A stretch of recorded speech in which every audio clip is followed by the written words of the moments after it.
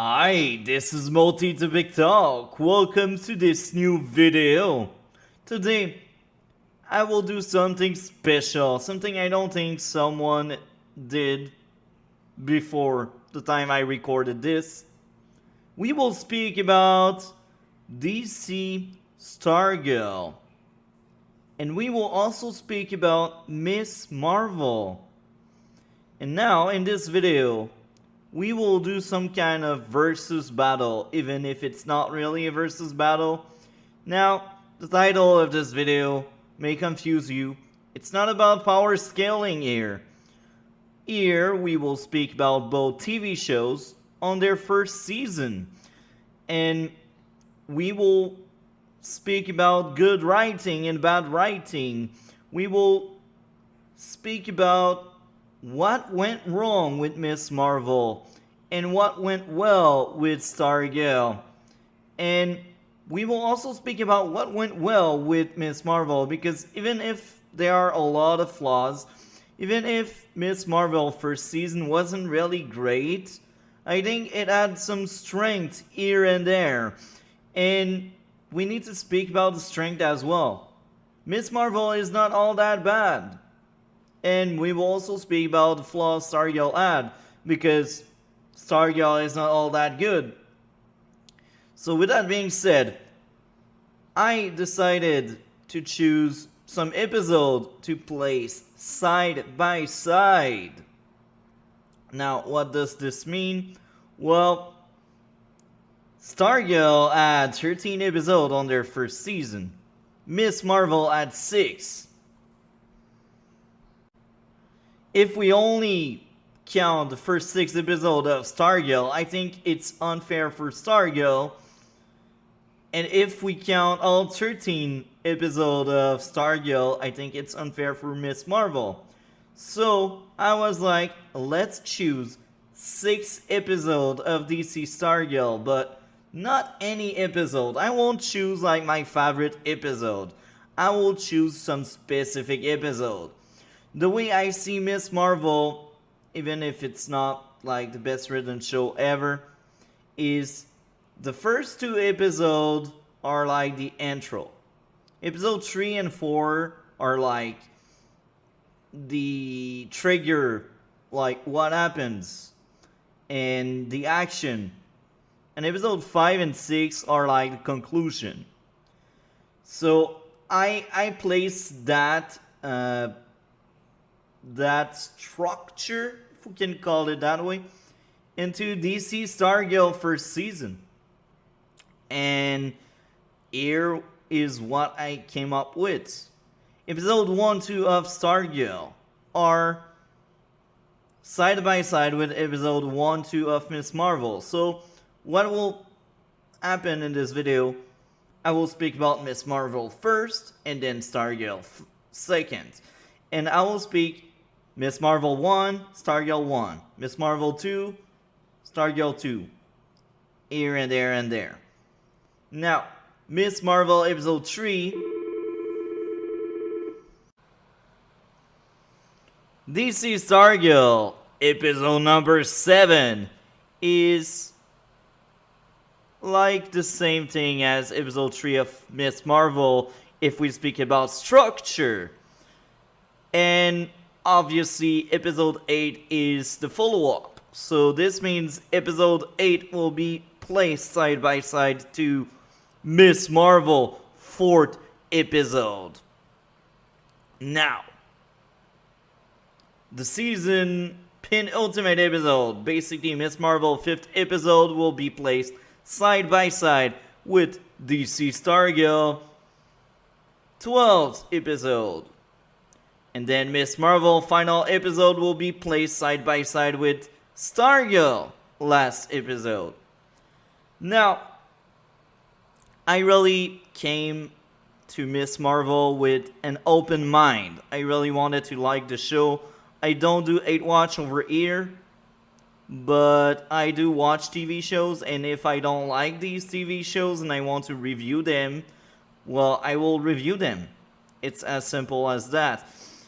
And try to find like WandaVision, Loki on my channel, you won't find them because I haven't watched them and I wasn't really interested based on what I've heard, what I've seen online, here and there. So this is what I'm talking about. I don't do hate watch. I enjoy my time. So basically, if I'm hard on Miss Marvel, it's because it's not really great. We will be honest here. We will not lie. Now, I hope guys will stick around. I hope guys will enjoy. Over here on Multi Topic Talk, we cover DC and Marvel stuff. So just subscribe. And I hope guys will enjoy this video. This is funny how the first scene in your show is speaking about another character than your main character. It's funny how Marvel want people to just enjoy Captain Marvel in a Miss Marvel show because Miss Marvel is a huge fan of Captain Marvel and I don't get it. Now, I really didn't like the way Captain Marvel was praised so much. It's like the writer forgot Endgame, or they haven't watched Endgame, or they want to retcon Endgame. Now, I get it. Miss Marvel is a huge Captain Marvel fan, but creating a story like that is weird. It's like doing a middle finger to legacy character that took part of the fight versus Thanos. And the most funny thing in this is the joys, the happiness I got the moment Captain Marvel got slapped by Thanos. And I am pretty sure I wasn't the only one feeling this way. So having a 5 minute recap of Endgame with lies just to praise Captain Marvel, I didn't like it. So you start off your first episode of your TV show speaking about another character and saying to the viewer how amazing she is and how amazing she should be. So either you make Miss Marvel look dumb or your writers are. When I was a teenager, as much as I liked some superhero, I wasn't overpraising some of the character I liked. I wasn't creating story to make them look better. But that's just me. Maybe other teenagers are like that. I feel like it's more of a child thing to do than a teenager. Teenager are older and they have different behavior than kids. But here again, I'm just someone. There's someone else with other experience. Maybe I'm wrong. Maybe I'm right.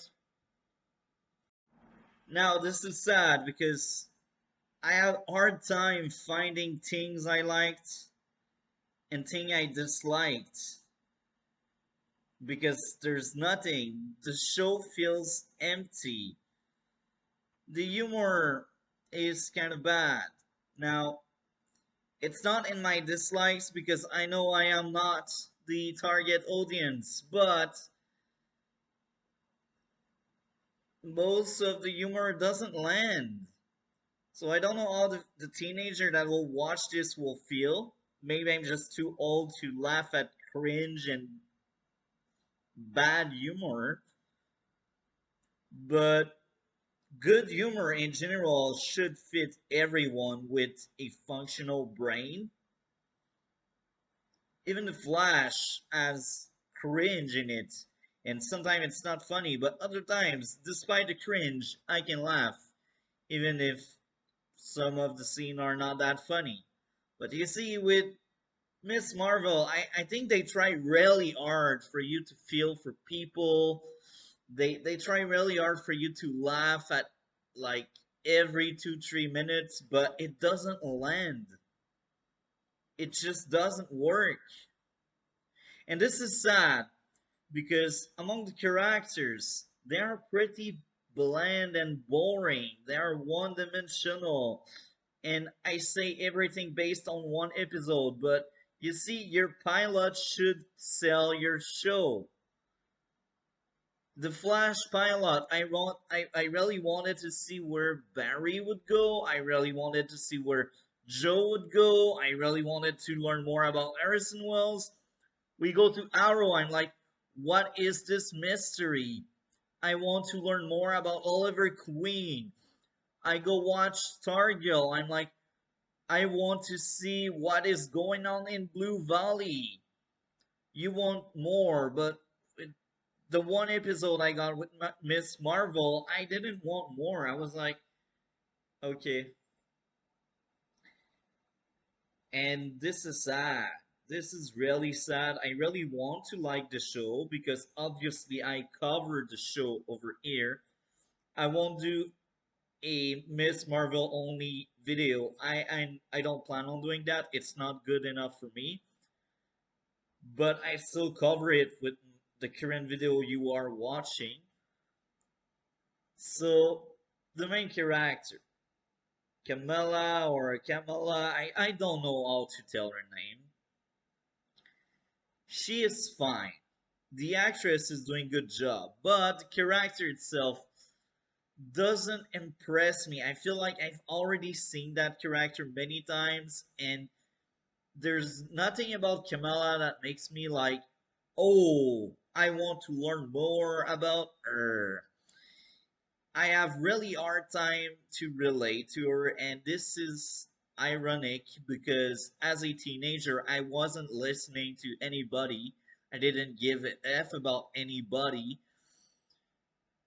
So I should be able to relate to her, but I just can't, and I just don't know why. The connection is not there, and it's just funny because when I look at Stargirl, it's a different story. I can relate to her and her struggle. I can see where she is coming from and where she is going. I can understand everything about Stargirl, about Courtney. But when it goes back to Camilla, she is dreamy, and maybe it's because she's too much like what I was as a teenager. So I really don't know. I really don't know why I just cannot care much about what is going on with her. Now, I think it's the writers. They are not the best. They good writers, they are able to hook you with one episode. They are able to make you care for the characters. And the parents, let's speak about them. The parents are really strict, and it's a bit ridiculous and absurd. And I think they want us to laugh at it, but it doesn't work. It doesn't connect. Maybe they don't want us to laugh. I really don't know how to feel toward the parents, and I don't know how to take it. I don't know if it's because they want to enforce that stereotype that Arabic families should be this way because some are. Now, I'm white, you see it. So I'm not Arabic, so I don't know what I'm talking about. Maybe all family like are like that. I'd like to believe not all Arabic family are like Camilla family. I really hope they are not all like that. Otherwise, it's really sad. So I don't know if the writer wanted to give characters to the family, making the family strict to make it one character so people can relate to Miss Marvel's struggle, or if they just want to show a stereotype to say, look, Arabic strict, I don't know what they are thinking when they depict this. I don't want to give them any intention. And I'm not saying the family is bad, but the family is not good either. It's another bland character. I just don't connect with it. And I used to study in special care counseling. I was a student in that field for 2 years and I had a field work. So I kind of know how it works and I can tell these parents are not really good. They are too strict and it's not good. It's not healthy for the kid. Now, if you give too much freedom, it's another issue. You need some balance. You need something in between. If you're too right wing, it's wrong. If you're too left wing, it's wrong. If you let them do whatever they do, they will end up doing stupid stuff because they're a teenager, and that can affect their adulthood and when and how they grow up. So that family there, I know that kind of family exists, but yeah, I don't feel anything. And at some point, they wanted to redeem the family because basically, in the first episode, Camilla wants really hard to go at a Avenger convention dressed up as Captain Marvel, and that was some kind of date with her friend. Well, date, I'm not quite sure because maybe they will stay in the friend zone. We will see.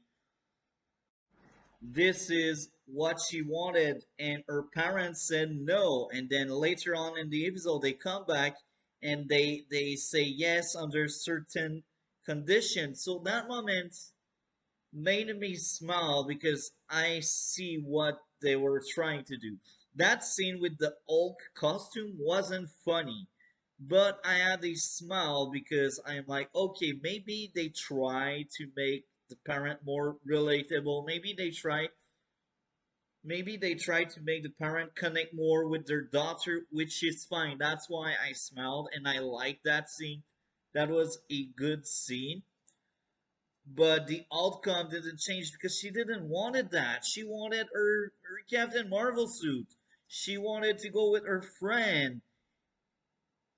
And that's not what the parents did. Maybe the parents should have given her more freedom under other, like, do the chore, do something for the family and then you can go, or do your homework and then go, or do something for us and then you can go do your stuff, or maybe say a time at to come back. Let's say you can come back at 9.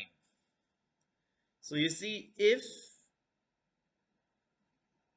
like, look, that scene, as I said, was endearing. It was interesting, but the rest of the episode was long. It wasn't good. It's so sad.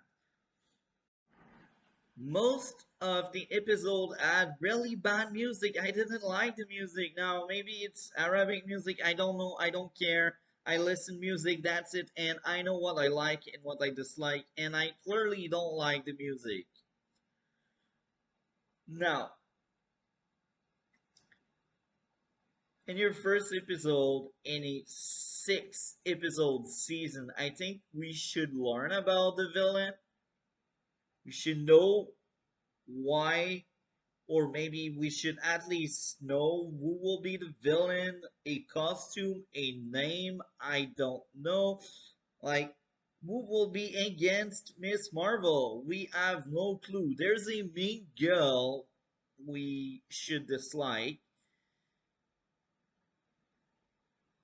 but that mean girl, she is bland. She's a bad character, and maybe that's the villain, but we are not sure because we only have seen her like twice in the episode. Once she was cosplaying, and the other time she was at school trashing Camilla, I guess. I really don't know. Now, let's speak about another character I didn't like, the teacher. The dialogue, the meeting he had with Camilla. I I didn't like it. That teacher doesn't feel like a teacher. He should not speak like that. Girl, I know what you're feeling. You should think about your future. So, we don't have any context. Is she failing her course? Is she always late? Why they have that meeting? Maybe I misunderstood something and they have a meeting because she's failing at school, but I it's not worked well enough.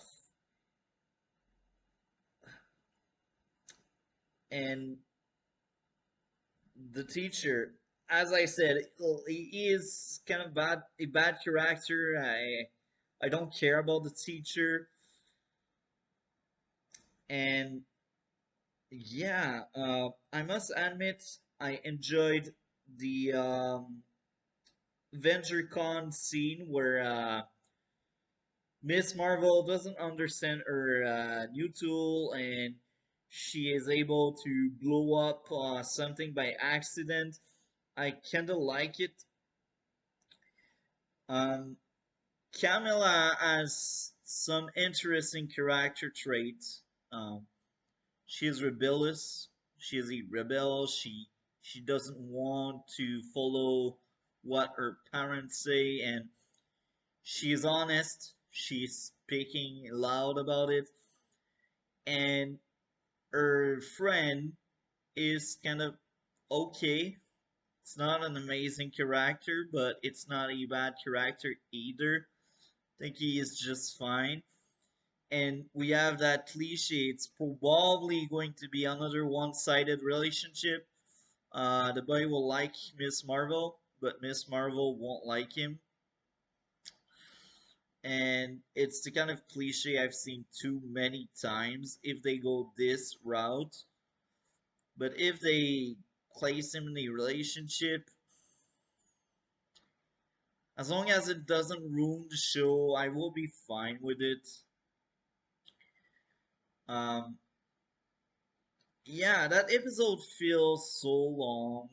I feel like the episode could have been 30-minute long and not 46, and the same story could have happened. This is really sad. CGI is not that bad, but here again, not that much happened. There's not that much happening in the entire episode. And this is sad because this is a shorter season than Stargirl. So yeah, 5 out of 10 for a first episode in a series. It's really weak. Now, granted, I think it's much better than Batwoman at the same point, but it's deeply flawed. It feels empty. It doesn't feel like there's a story to tell. It's only content for content.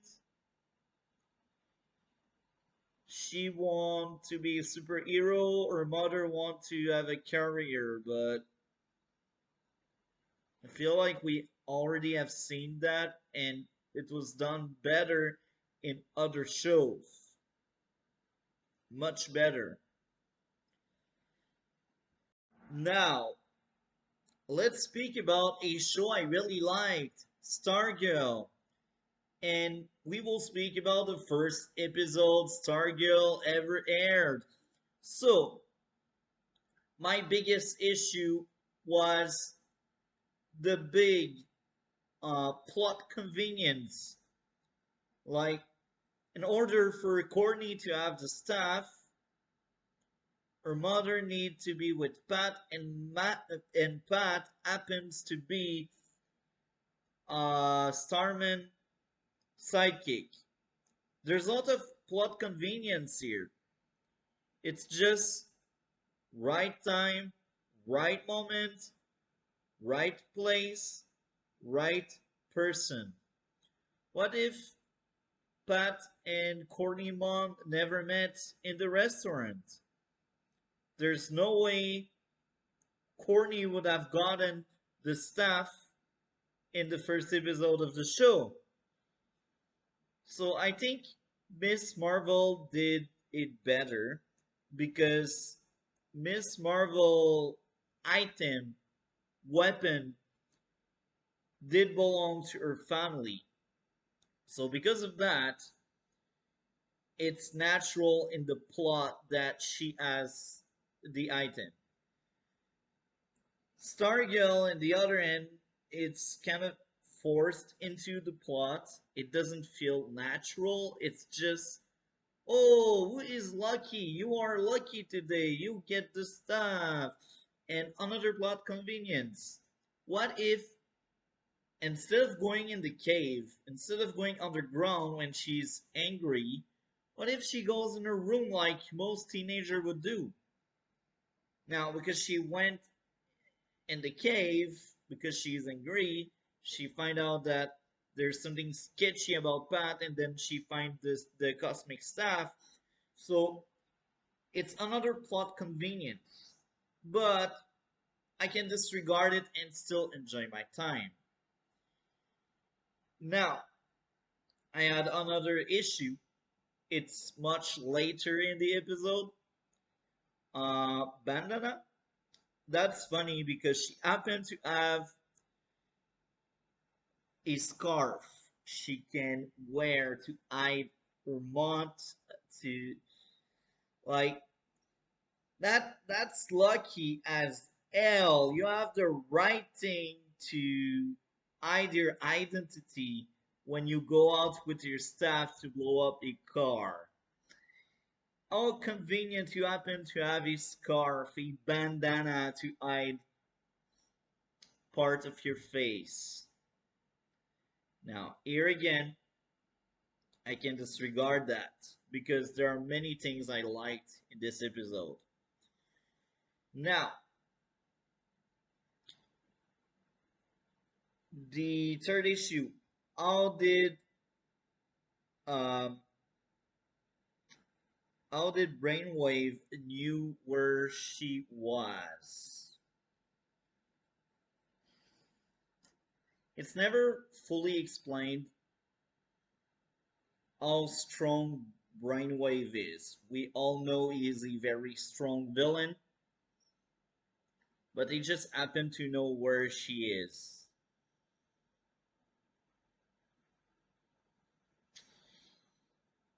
That's kind of weird, but let's disregard it. Let's speak about what I liked about the Stargirl show. The opening scene was amazing. A fight scene in the first scene. There's action, there's flashy stuff. Sylvester Pat, we only had like two scenes with them together so far, and it's really good. And we have Mini Courtney. We can already feel kind of struggle she will have in the future. Her father is not there at like her fourth or fifth Christmas. I can't remember. That's very interesting because you're like, oh, that must be sad not having your father around at that point. Now, I grew up with my father, but he wasn't around. Like, he was there, but he wasn't there. So I can fully relate this. Like, what if I had another father, you know? But her, it's worse than me because his father is just not around. Mine was around, but he only pretended to be. So I could relate to Courtney's struggle. And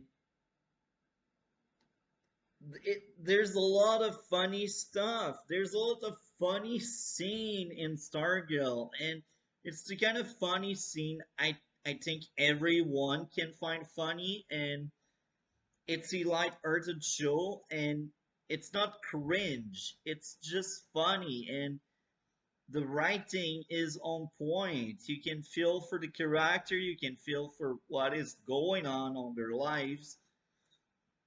You can connect to them because they are well written. The Stargirl TV show doesn't feel empty as much as Miss Marvel. It feels alive. Pat, Mike, father and son relationship was interesting. I enjoyed it. Courtney being a brat was funny sometimes. She's just texting while Pat is trying to bond with her. She doesn't care, she doesn't give a F. And this creates some kind of conflict between the both of them because Pat tries his best, but Courtney doesn't care. So you already see a flaw, and this is the kind of flaw teenager have. Now, Miss Marvel also had a flaw that teenager have. She didn't bother authority, but Courtney as well. But Courtney has other flaws. She has more flaws than, let's say, Miss Marvel. So far, with first episode of Miss Marvel, I could only tell about one flaw, and it's not giving a F about authority. And daydreaming is not really a deep flaw. I think daydreaming is more a strength because you can think outside of the box and you have creativity. So it's not really a flaw. And I feel like in the show, the character around blames her for that, which is wrong. And I feel like only someone that has no child, no kids, can think this way and write this way adult. Let your kids daydream. Now, if they go older, if they are adult and you let them do this, then it's wrong. But if they are teenager and child, let them dream. They can. They are at the right age. You still need to prepare them for adulthood rights. And it's not by blaming and depicting that trait as wrong that you will make it work. We also get to meet Crusher in the first episode of Stargirl, and later on, Crusher, we don't know at that point, but later on in the series, he will be a villain. Now, Crusher is interesting. He looks like a cliche, but he is funny. He is a good character for Pat to interact with, which is interesting. Now we got the cafeteria where Courtney will meet with her new friends, or I should say, her future friends. The single table was very interesting, and the school in itself feel alive, which is something Miss Marvel failed to do in their first episode. In their first episode, the Miss Marvel school was boring. It was just a set where people were walking around. But in Stargirl, it's a character in itself, a bit like Gotham in the Batman movie. Now, Courtney being impulsive leads to her first detention in her like first week of school, which is very interesting. And I liked it. Her flaws actually impact the story a lot. And we also get that weirdo, the janitor. He doesn't need to speak. His body says everything. Is interesting. There's a mystery around the janitor. Even the janitor at that point is underdeveloped, but I care much more about what is going on with him than any character in the Miss Marvel show. And this is sad because he had no line. Pat and Mike have other great scenes together, and Courtney is a brat again. And it's interesting because Courtney used to do gymnastic, and because of that, she will be able to control the staff better and do acrobatic stuff with it, which is very interesting as well. And here again, there's a lot of funny things, and we meet at the end of the episode Brainwave. Well, we meet him during the episode speaking with Henry, his son, and he feels threatening. He is a really, really strong villain. He is a really interesting and good villain. The first few scenes we have him around, we are like, oh, he's cool. We also get to meet with the wizard, but I'm not quite sure if the wizard was in episode 1 or 2. Maybe it was on episode one, maybe two. I can't remember. And we get to see Courtney doing some training for the staff. So in one episode, there's a lot more happening in Stargirl and Miss Marvel. I barely spoke about what happened in Miss Marvel because the episode is just very long and not that much is happening. Stargirl was like 50 minutes and it was worth it. If I wasn't doing this video, placing side by side Miss Marvel and Stargirl first seasons, I don't think I would invest more time in Miss Marvel. In the other end, Stargirl, I've already seen 3 times the first season. And I plan on seeing more because I like Stargirl. It's the writing. It's just better. Miss Marvel was given to the wrong people, I think. They are not able to write something appealing. But here again, that's my opinion. I don't know about you. So, yeah.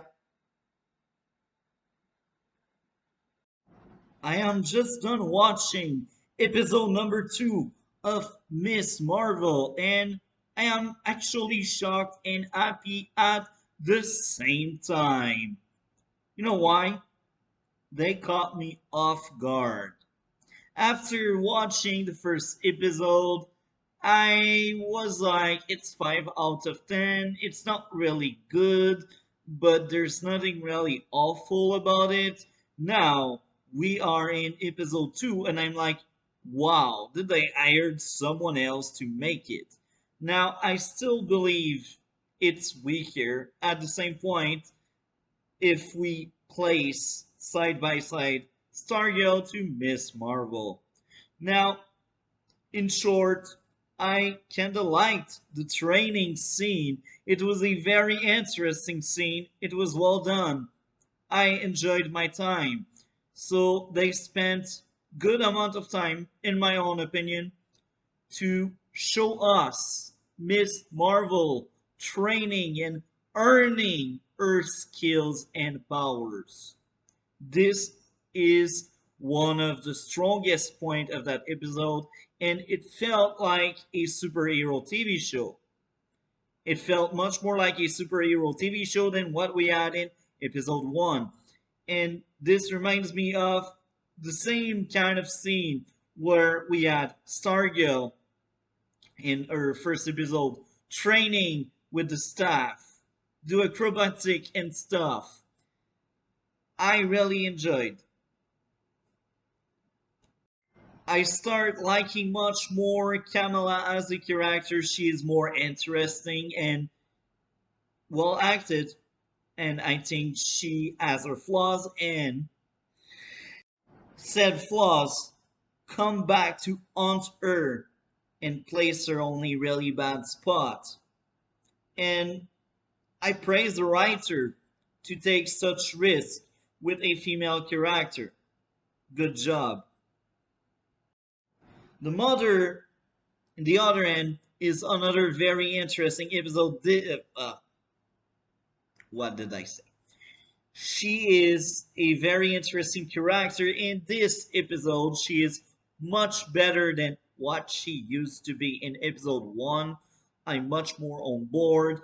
The big brother as well, being on board with Kamala lies to not ask too many questions. And this was awkward but interesting. That restaurant scene, I liked it.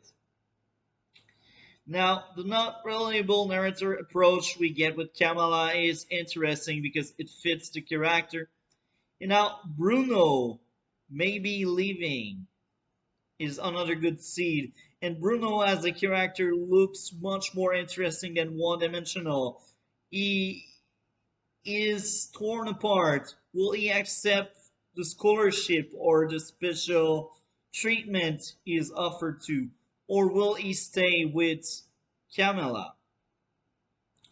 Now, I really wanted them to be together, Camilla and Bruno, because Bruno is a very likable character and he likes her. And I'm so done with the one sided relationship we get in almost all of superhero media. They just cannot give you people that connect except the character they want to connect. Let's say Philistine, Oliver, and Arrow.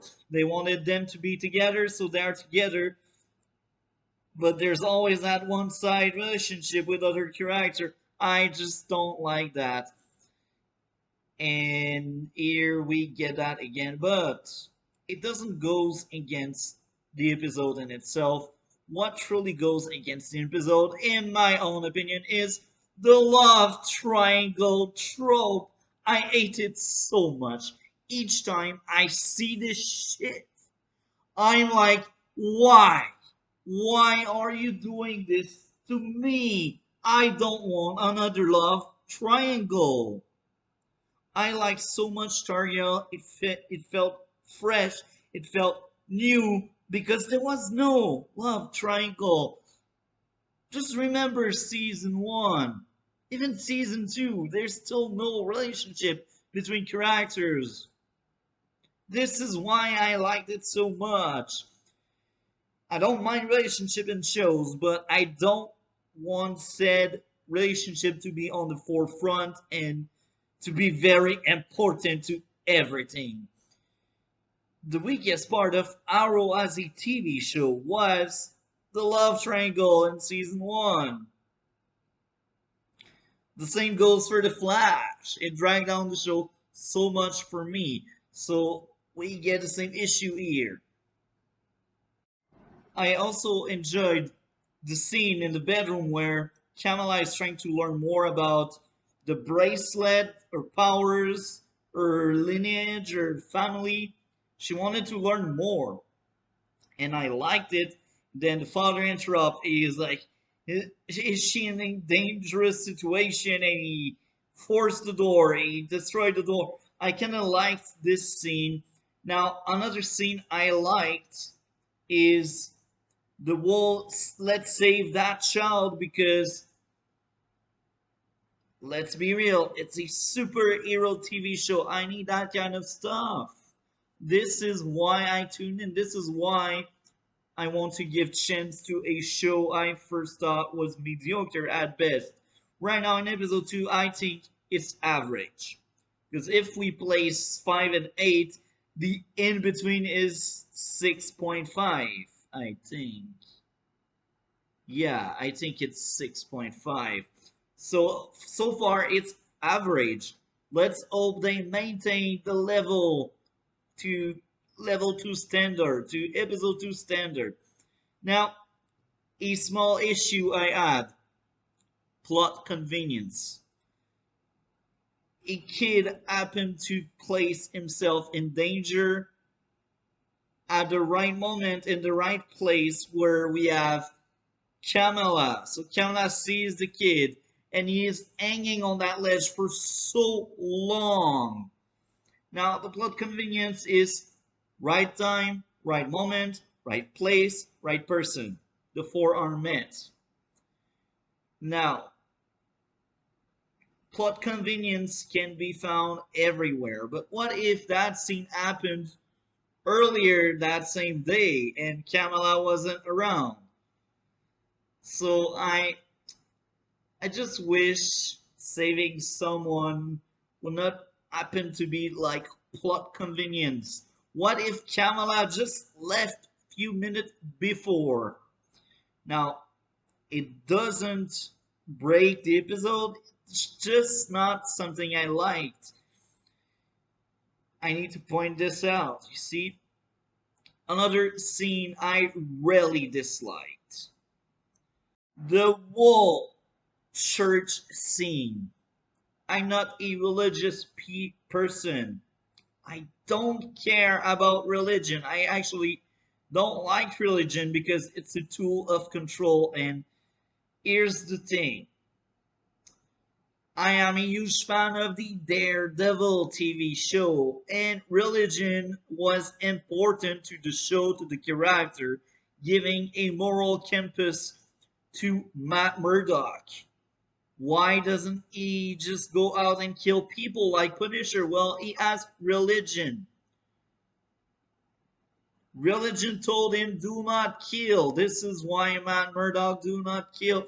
And religion is used by smart people in smart writing, and it's well done and well executed. Here in this show with Miss Marvel, it just feels like, okay, this character, it's part of her identity. It's just, oh, she is there because of that. It's really hard for me to explain my dislike because it may sound similar to Matt Murdock, but it's not. Because you see, religion doesn't bring anything to the Camilla character. That scene was just a scene to let you know, look, she's like other Arabic people, religious and believer. You see, it doesn't improve the show for me. Now, I know I'm not the target audience here again. I'm not Arabic as you can see it. I'm not a teenager as you can see it. So, I know I'm not the target audience. I just know it, but I still didn't like the way church and religion is tackled. And the bathroom scene where Miss Marvel speaks to her cousin or friend, I don't know what to think about it. The dialogue between the both of them didn't felt natural. It felt like answered from the writers. Just like the religion. The religion, it's just like, oh yeah, she's also that. I feel like in Daredevil, it's it's Matt Murdock is not Daredevil white out the religion. This is how I see it. Kamala Khan can still be superhero white out religion because she's not the same kind of hero, and maybe her powers are linked to religion. This I don't know. If it's the case, well, maybe I will give it a pass and maybe I will look back and say, you know what, I was too hard on the church scene, but yeah, I'm just not on board with the church scene. Now, overall, I do think episode number 2 of Miss Marvel deserves an 8 out of 10, and it's the kind of thing I'm willing to rewatch. I will never go back to episode 1 because I didn't like it. It wasn't for me. But episode 2 felt more right. It felt good. It felt better. And everything overall, even the teacher I didn't like in episode 1, this time around he didn't feel as annoying. He actually felt more like an adult. I don't know if it's the dialogue, the exchange, I really don't know, but it felt better in this episode. The pill did pass much better this time around.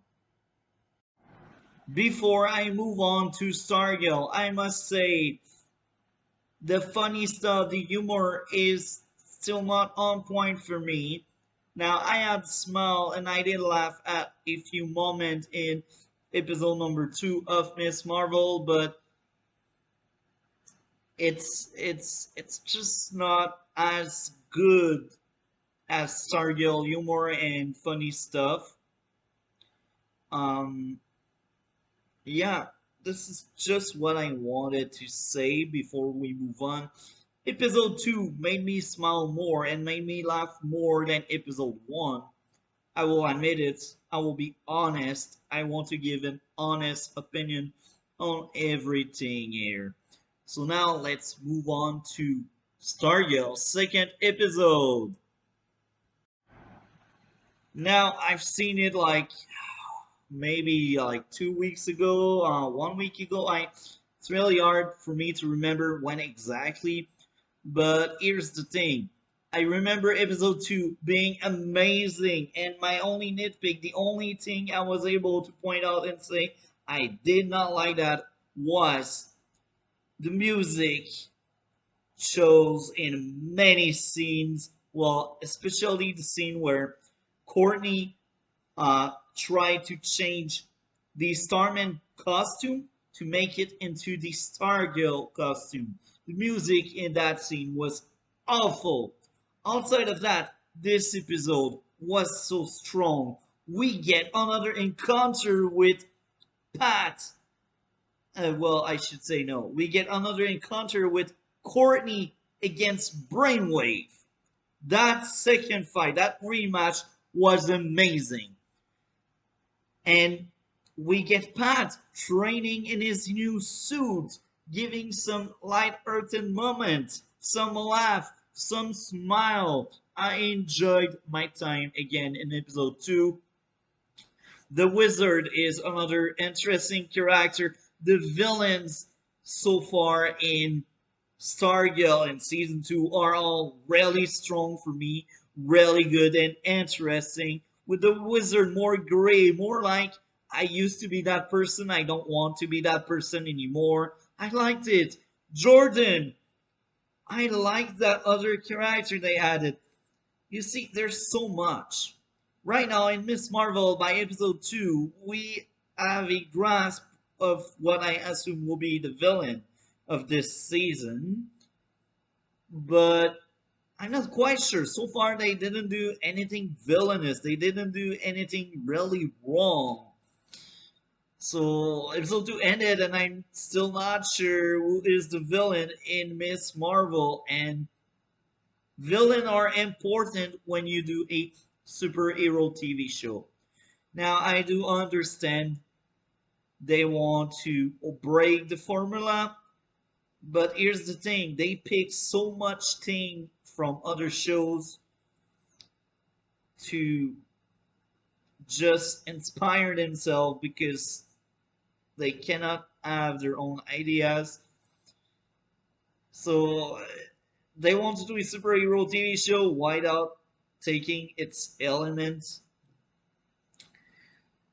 That's what bothers me. But here, let's focus on Stargirl. I spoke enough about Miss Marvel right now. So Legacy is a team in that episode.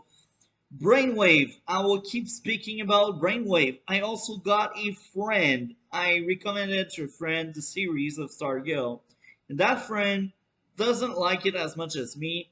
I cannot blame him. He is not the target audience. That friend is older than me. He have seen probably more shows than me. I really don't know. But he said, yeah, Brainwave is a great villain. And still enjoy parts of the show. He doesn't hate Stargirl, but he doesn't like it as much as me. And that's fine. Everyone has their own taste. Do you see, when even people that are not on board still enjoy characters, you're like, okay, this is a well-crafted character, right? Brainwave, really good. Now, um, the cafeteria scene. In both show, we had cafeteria scene, and this is funny because in Miss Marvel, it's not in my likes or dislike. I just didn't care. I was watching and I was like, should I feel good about that? Should I dislike it? Should I like it? I really didn't know. So I was like, okay, I won't mark it down. I don't know. Like, it's not bad, but it's not good. I feel nothing. But when it comes to the cafeteria scene in the Stargirl episode, I liked it. It was funny. It's on my likes because I enjoyed it. I liked characters in that scene and their interaction. If I remember correctly, this is the scene where Beth is eating with her parents through Zoom or something else that lets you see people. Um, I just liked it. Even if I don't like Beth as a character, I liked her scene. You see, she's not a good character, but her scenes are good, which is weird. Now, again, Pat and Courtney all have amazing scenes together. Courtney and her mom, amazing scene again. It was very emotional, and the big fight with Brainwave and Stargirl and the robot and Stripe. You see, that was good. Jordan killing the wizard. I think he killed the. Oh no, it's in episode 3. I go too fast. Now, I know I said I would only mention episode 2 of Stargirl because Stargirl has 13 episodes to choose from, and I needed to pick 6 episodes to have a fair battle against Miss Marvel as a TV show. But I will break a little bit that rule for one scene and what that scene did to Stargirl. Stargirl is a character very impulsive. She does, then she thinks. This is her flaw. This is one of her worst enemy as a superhero. Her doing and then thinking led to someone dying.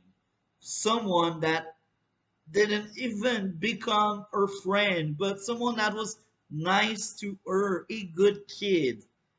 And that good kid death led the father of the kid to turn on his team and try to kill the leader of his team.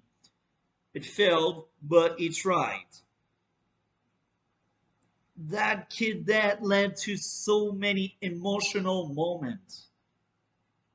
I didn't really care about the character that died before he died, but that death had an impact because it was sad.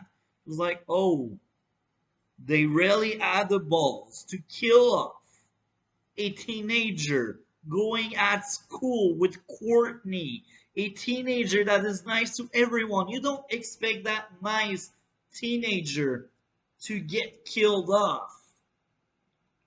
But it happened because Courtney failed. And of course, she's not the one that killed the kid, but her action led to that kid getting killed. Now, let's place that side by side with Miss Marvel saving the kid in episode 2. The kid fell. Miss Marvel seemingly saved the kid with a platform of construct. And she loses focus.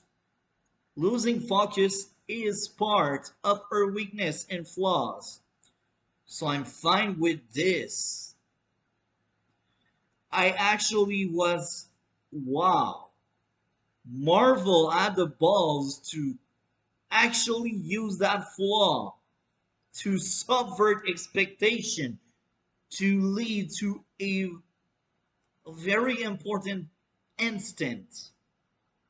The kid fell, and then she woke up. Miss Marvel woke up again, and she created other construct to save the kid.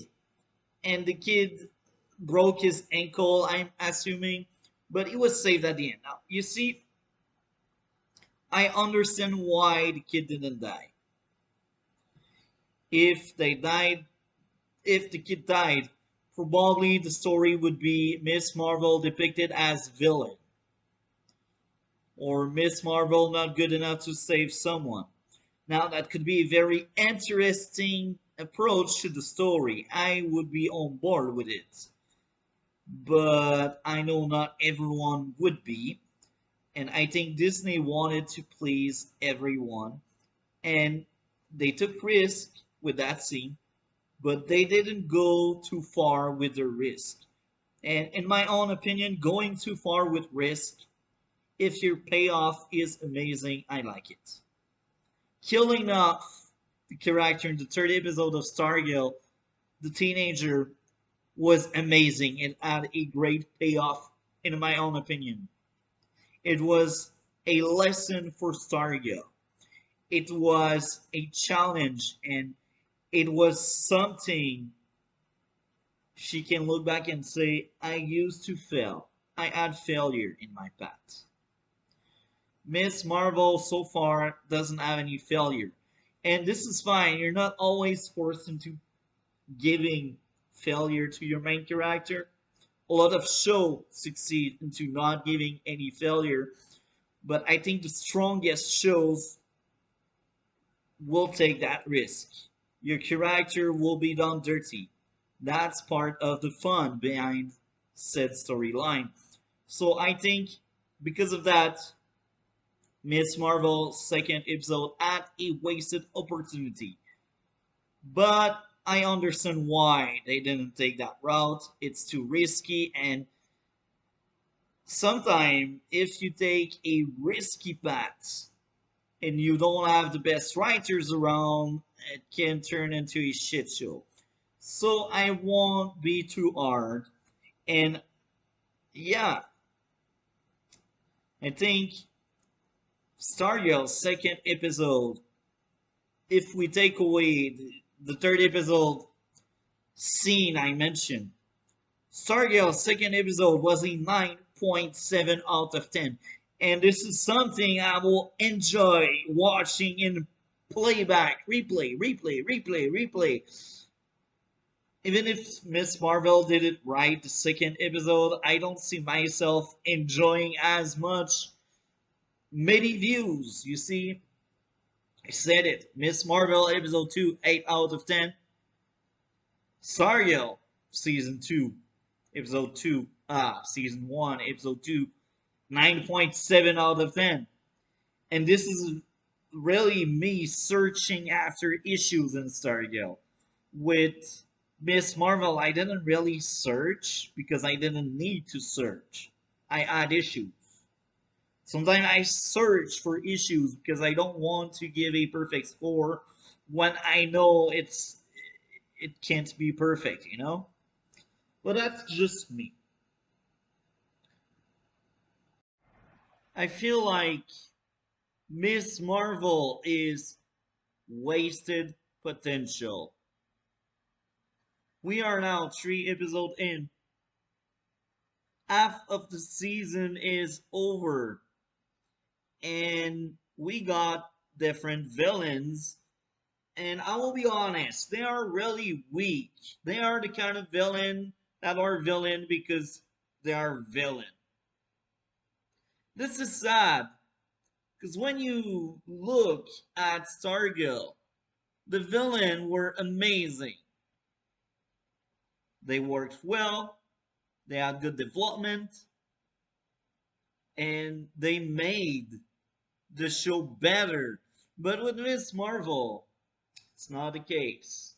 They bring nothing to the table outside of let's have Minion to fight. Now,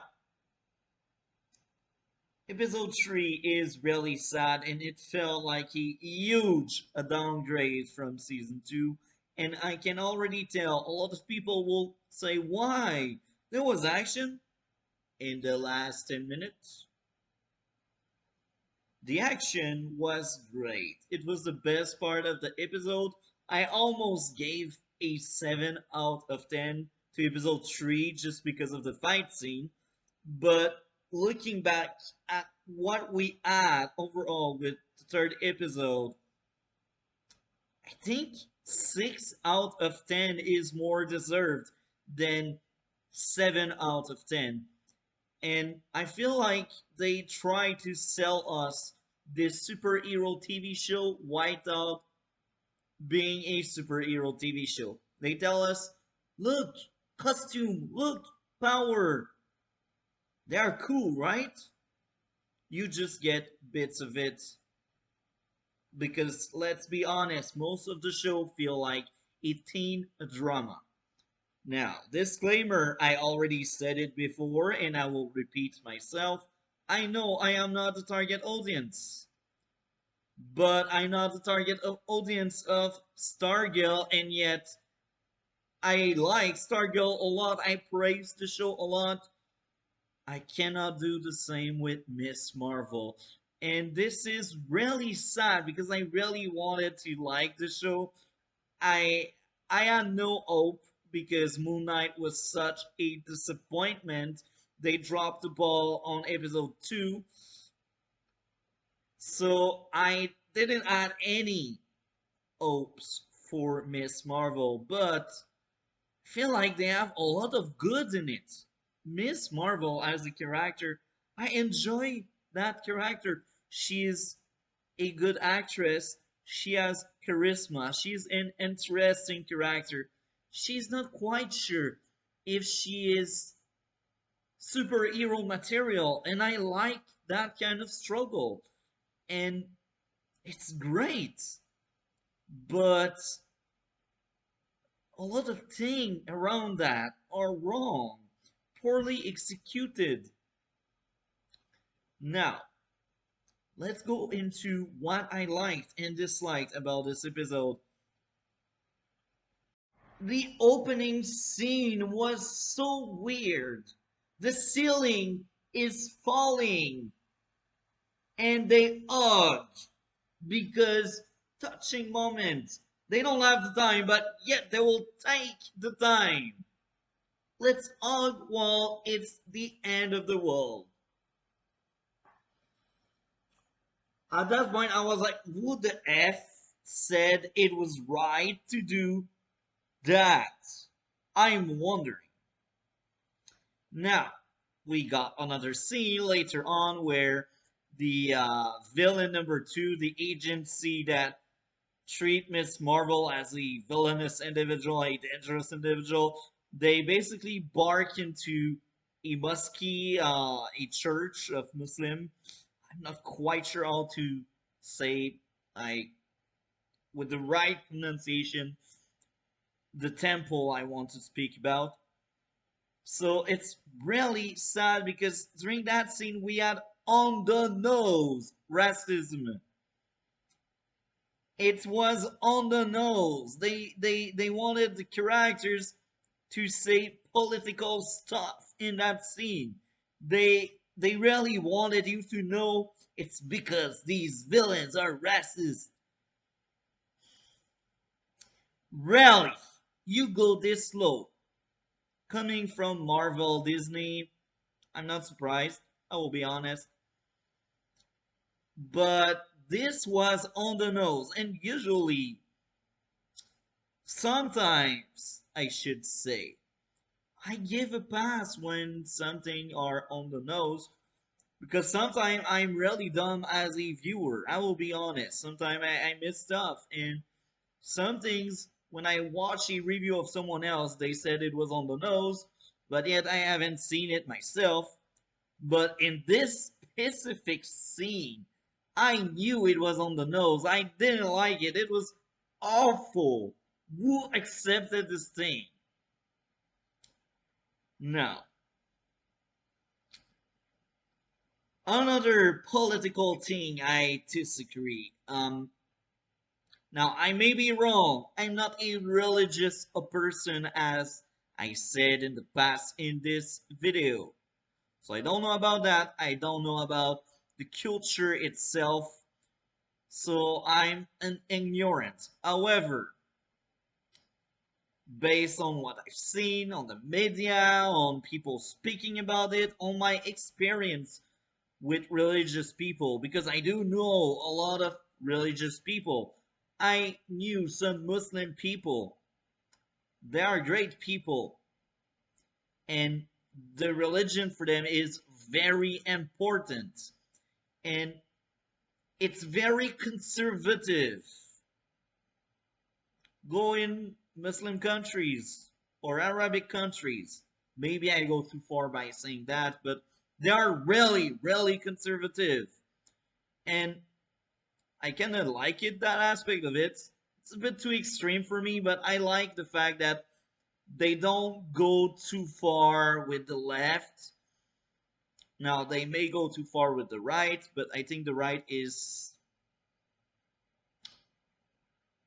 different than the left because the right, we know how dangerous they can be. The left, only the smartest people know how dangerous the left is. Well, everyone knows the right is really dangerous. Anyway, I go only tangent here.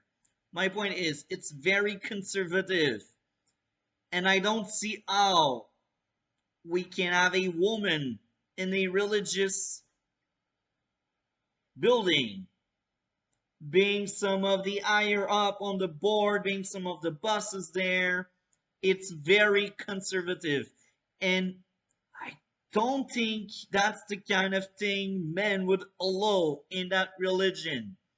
I don't think women would be willing to take a stand and be the boss of the mosque, of the church, call it the way you want. Now, as I said, I'm not a religious person. I knew some, but we were never that close because we have different center of interest. They like religion, I don't. So we can connect on that ground.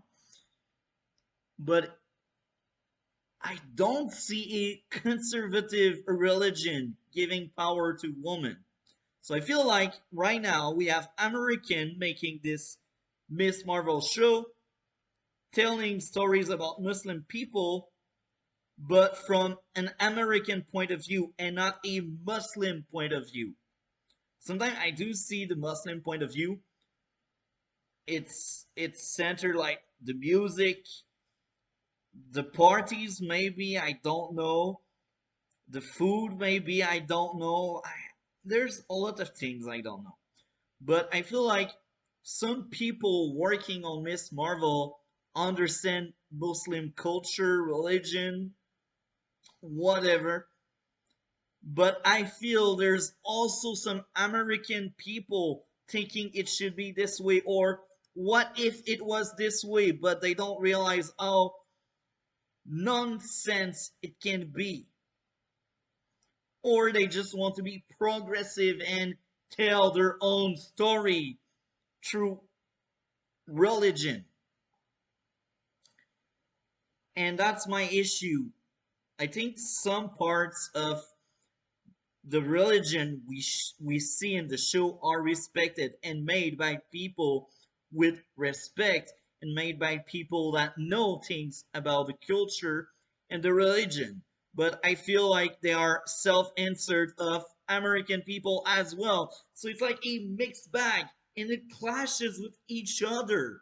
And I really don't like that. I just have a hard time staying in the show if these ideas clash and break my immersion in the show. This it's breaking it. Many times in the episode I wanted to tap out and leave. But when I start a video project, I really want to finish it. So I do it for you guys. Even if I don't expect many viewers, I do it for you. Now, another issue I got, it was boring. Let's be honest. 30 minutes long, nothing happened. Okay, we know the villains, they want to go back to their world, their dimension, but it can be dangerous for Miss Marvel universe, the main universe basically. And they don't care, they know it, but they just want it. So villain to be sake of villain, it's not complex, it's just bad and it's boring and it's sad because we are into episode 3. Now we have an idea of what they want, that's a good start, but what if they inserted this in episode 1 or 2 by taking away parts of episode 1 and 2 that are pointless? There's a lot of stuff in episode 1 and 2. I feel like it was just there because teen drama. It was just there because They wanted to show how different this show should be from the superhero trope genre. The villains are really weak in the Miss Marvel TV show, and this is sad. I feel like they have the cast, they have the manpower, they just don't have the writer. The writer at Disney, they are weak. It's really sad. People who say yes to that kind of product have a low standard. Let's be honest. It's low standard. Now, I will repeat the disclaimer. I'm not the target audience and I know it. But when your writers are good, when they do good writing, target audience doesn't really matter anymore. You can reach pretty much everyone. And of course, even with good writers, sometimes if you're out of the target audience, you won't enjoy the show. I understand. But you may reach a lot of people into the genre they are looking for. And I don't see many superhero people enjoying this. Or maybe they will enjoy parts of it and don't realize the rest is bad. Or they will give it a pass because it's better than Loki, or better than that, or better than this. I haven't seen Loki and I don't care about Loki because why? Why should I bother with Loki? So you see, I bother with Miss Marvel because I feel like we had a blueprint looking at Stargirl success. I think it's well received. The anti-woke crowd is not bashing all the time on Stargirl. They prefer not speaking about it because that contradicts parts of their narrative. And I understand. I watch all of your YouTube channel. I like your stuff. Also like other stuff. But you see, it goes against the narrative, so they prefer not speaking about it. But I know Stargirl is well written and really good.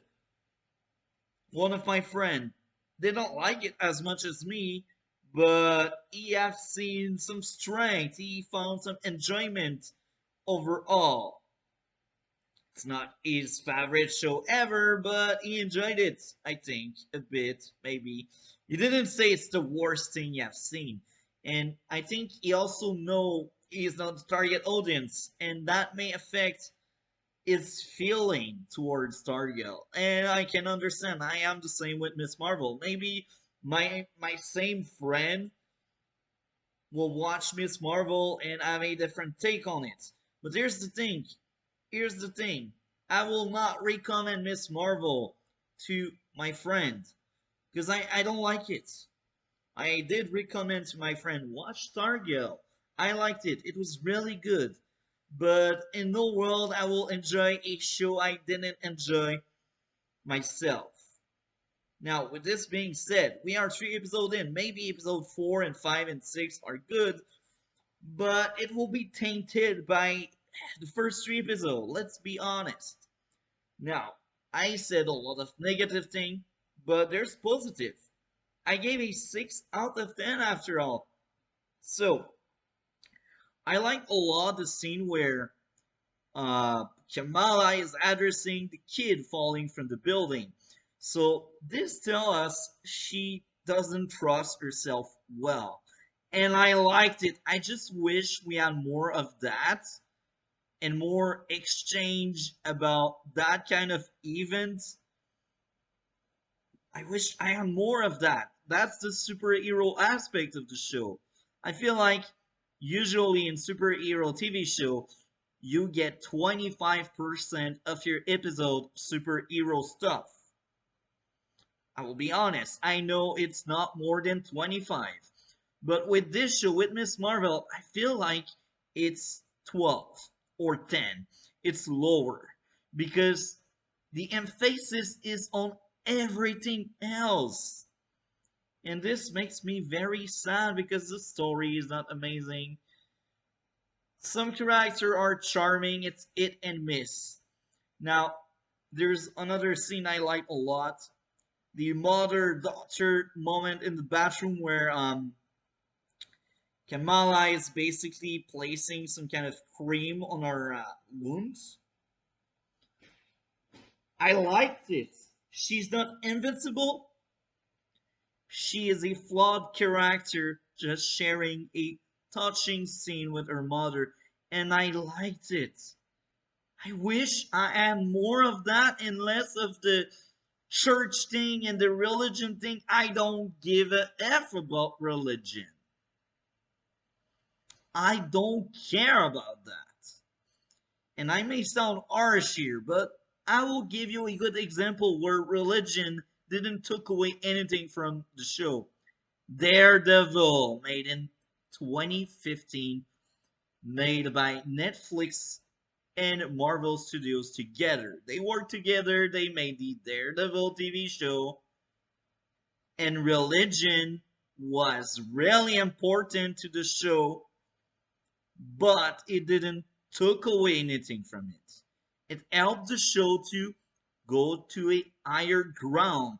And this is coming from me, someone that doesn't care about religion. But you know why? Why I liked it? It was well written, well handled by competent people knowing what they do. They knew what they were doing. And that's the difference between Miss Marvel and Daredevil. With Miss Marvel, I'm sure if you pay me the money they are paid to do this, me, not a professional, I would be able to come up with something much better for everyone.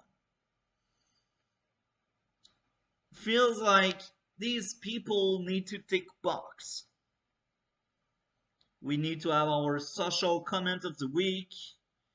We need to tell, oh, things should change.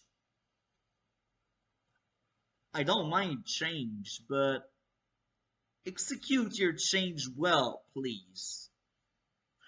Make it work. Make it make sense. It's really sad. Now, there was a kitchen fight. A fight choreography. Now, at the end of the episode, in the last 10 minutes, the villain wants Camilla because they want to open a portal to go back to their world. And you see, this was great. Great. I liked it. I just liked it. You see, the fight scene lasted for like 5 minutes, 6 minutes, maybe seven. The fight was in a ballroom, a kitchen. The fight choreography was well done.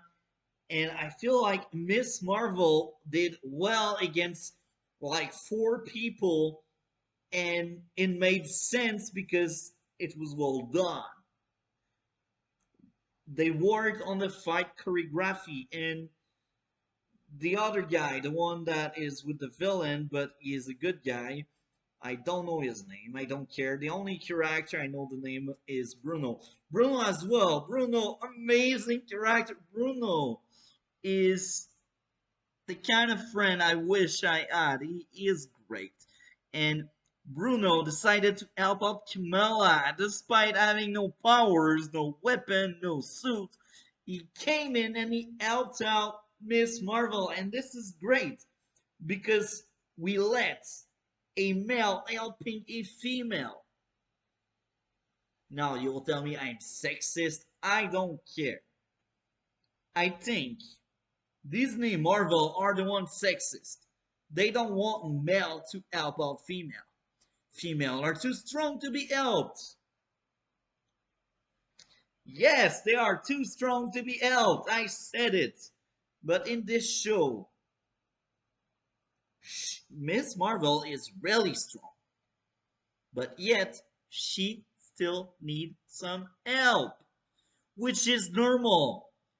Superman in the Superman and Lois TV show is OP, but yet he still needs some help from Lois.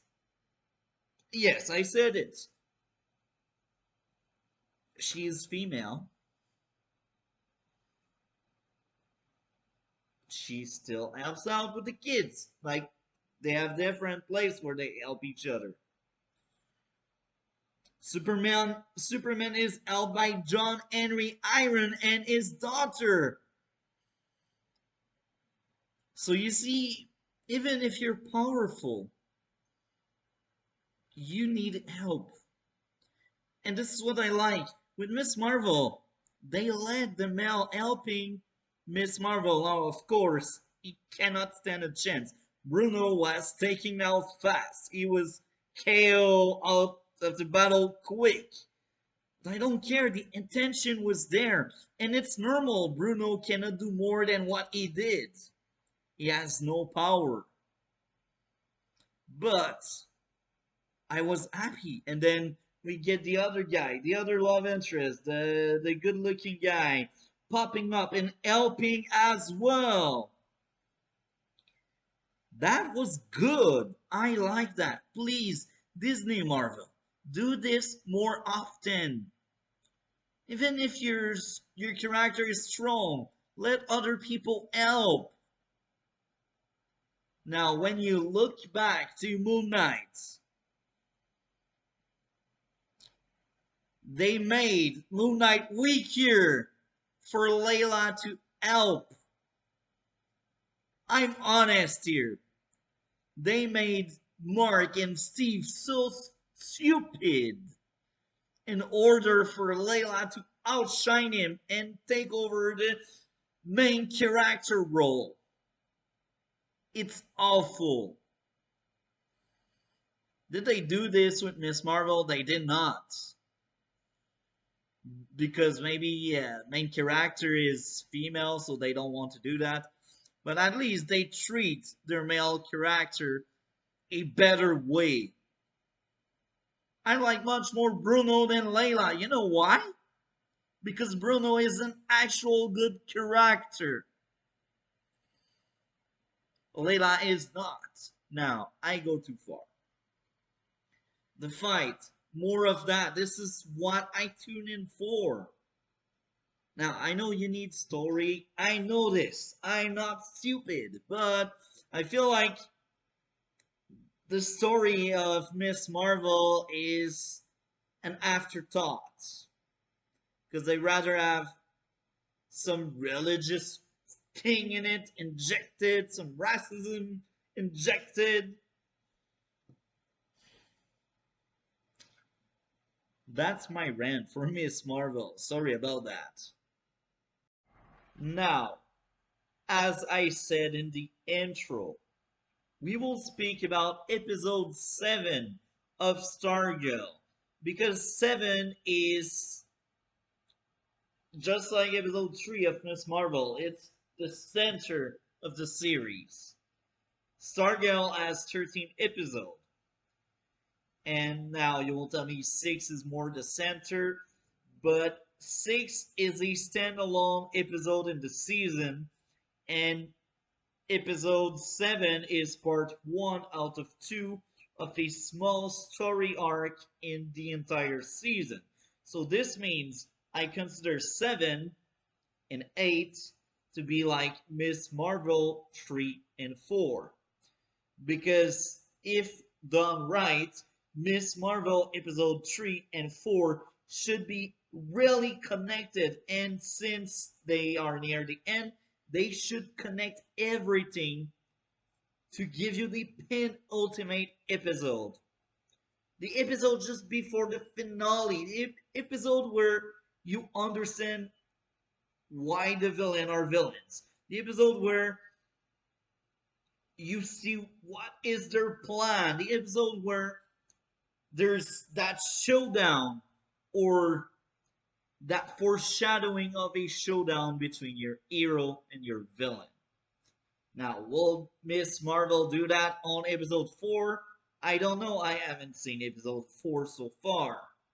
We will see. Only future will tell. Now, with this out of the way, Stargirl 7 episode was great! It was amazing. And in the context of that episode, we had Brainwave as a villain. We had Cindy, pretty one-dimensional and bad villain, but hey, I take Cindy over any villain in Miss Marvel because she has charisma. Even if she's not the best villain, she has charisma, and I feel like she's a character. She doesn't feel hollow. She is not complex. She is not multidimensional. She is one-dimensional, but I will take what I take. This is a mean person, a person that is really a parallel to Courtney. She is the reverse of Courtney. She has the worst upbringing. Her father hates her, and Courtney has that stepfather that really likes her. So you see, they are reverse. They work well in the idea of hero versus villain. Now, let's speak about what I didn't like. Bet in episode 7. Now, I cannot really remember exactly why, but since I marked it down, I guess it's because Bet in season 1 is a very annoying character. I didn't like Bet in season 1. She's a bad character. I can't remember why I didn't like her in episode 7. Now I will tell why I didn't like her overall in this season. She is a comic relief. She doesn't feel like a character. She feels like a running gag. She feels like that cheesy character that will add some cheese to your burger. Now you will tell me, some burger are better with cheese. I agree, but now there's too many cheese. There's so much cheese. I don't taste the meat anymore, and I only taste the cheese. This is Bet in a nutshell. Oh yeah. Bet is a very weak character. She's just there for the laugh. This is sad. Now, the other thing I didn't like, at some point in that episode, Pat screamed at Courtney. Now, I can't remember, I will be honest. I can't remember exactly why. But if you have seen episode 7, you may recognize the scene and know maybe it's because the place was not the appropriate place and it felt stupid or something. I really don't know. I can't remember. Now, Pat and Courtney dynamic is amazing. Pat is great as a character and he makes the show better for everyone. Even my friend that doesn't really like that much Stargirl, he's like, Pat is a really good character. I enjoy that character. He told me the other day Brainwave and Pat are the only two characters he was able to connect with. So he's not the target audience. He's older than me, so it's worse than me. And yet he is still able to connect with two characters, which is a good sign. This is a sign of good writing. Now, in Miss Marvel, I will be honest here, I can connect with some character. I just don't connect with the story. I just don't like the story. Now, Camilla, great character. Bruno, great character, but the story, like, it's boring. It's not the kind of story I'm into. Now, I gave this episode 9.5 out of 10. So, yeah, it's I because I enjoyed it. In episode 7, I had a lot of likes. I had a lot of things I enjoyed. There was a great kitchen scene between Pat and Courtney. There was an hospital scene. Uh, oh, I think it was Brainwave and his father, I think. I'm not quite sure. Or maybe it's Courtney and Henry. Man, that episode is far in my memory. It's been like 3 weeks I've seen it. The janitor, as usual, amazing character. The lab scene between Cindy and Courtney was great. Cindy really wanting to be part of the villain team. There's also a scene in the pit stop. I kind of liked it.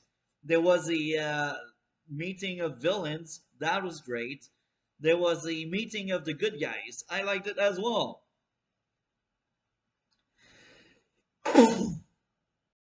Now, to add more in the list, Cindy, I enjoyed that character. The family time was good.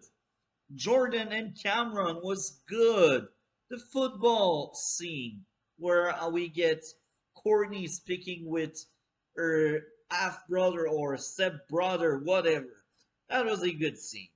Another Cameron Courtney scene. I liked it. Stargirl suiting up, doing Stargirl stuff. Pat again, amazing character. The janitor again. The fight scene. There was a great fight scene with a lot of tension. It was good. It was good. There's so much thing to like with Stargirl. And I feel like all I did with Miss Marvel is a big rant. And I don't want to bash too much a show that doesn't deserve it. I bash only the shows that deserve the bash. I want good TV. I want good entertainment. And this is why I do this video here. Side by side, two shows made by different people with the same target audience in mind. I explain why I think Stargirl is better. I explain why Miss Marvel I will not recommend to anybody. Even if episode 4, 5, 6 are really good, I will not recommend it. It's really sad to say. Now, maybe at the end I will be satisfied, I will be happy I've seen all 6 episodes, but because half of it is really hard to watch for someone really gentle toward it, I don't want to recommend that. I just don't. Now, I remember my score last week. Episode 2 was 8 out of 10. And this feels like a mistake and error. Will I change it? No. No, I will not change it. Because that was honest. This is honest work. This week, they missed the mark. I gave it a 6 because of the action. Take away the action, this episode is worse than episode 1 because now we have 2 episodes of foundation. Well, episode 1 was the foundation. This is really sad with Miss Marvel. They have less episode and it feel hollow. It feels weak. It doesn't feel right. Stargirl has twice the size, and I feel like there's less filler. Let's be honest. There's no filler at all in Stargirl. Everything matters because it's well written. I care for everything because everything is connected to the big plot. Even the school drama. You know why? Cindy is part of the villain, even if she's not officially with them, she wants to be with them. So even the school stuff connect to the bigger picture. Now with Miss Marvel, the school stuff doesn't connect with the bigger picture. The church stuff doesn't connect with the bigger picture. So you have two subplot that takes a lot of space that don't connect with the superhero stuff. With Stargirl, everything connects. Now, can they improve? I think everyone can improve on everything. It's not perfect. Stargirl has its own flaws, but it's strong enough to hold its own. Miss Marvel doesn't feel like holding its own. Now, I am sure some people will like it more than me, Miss Marvel. It's normal, we are human beings, we have different takes, but that's just me speaking out loud and saying why Stargirl is the blueprint and why Miss Marvel is weak here.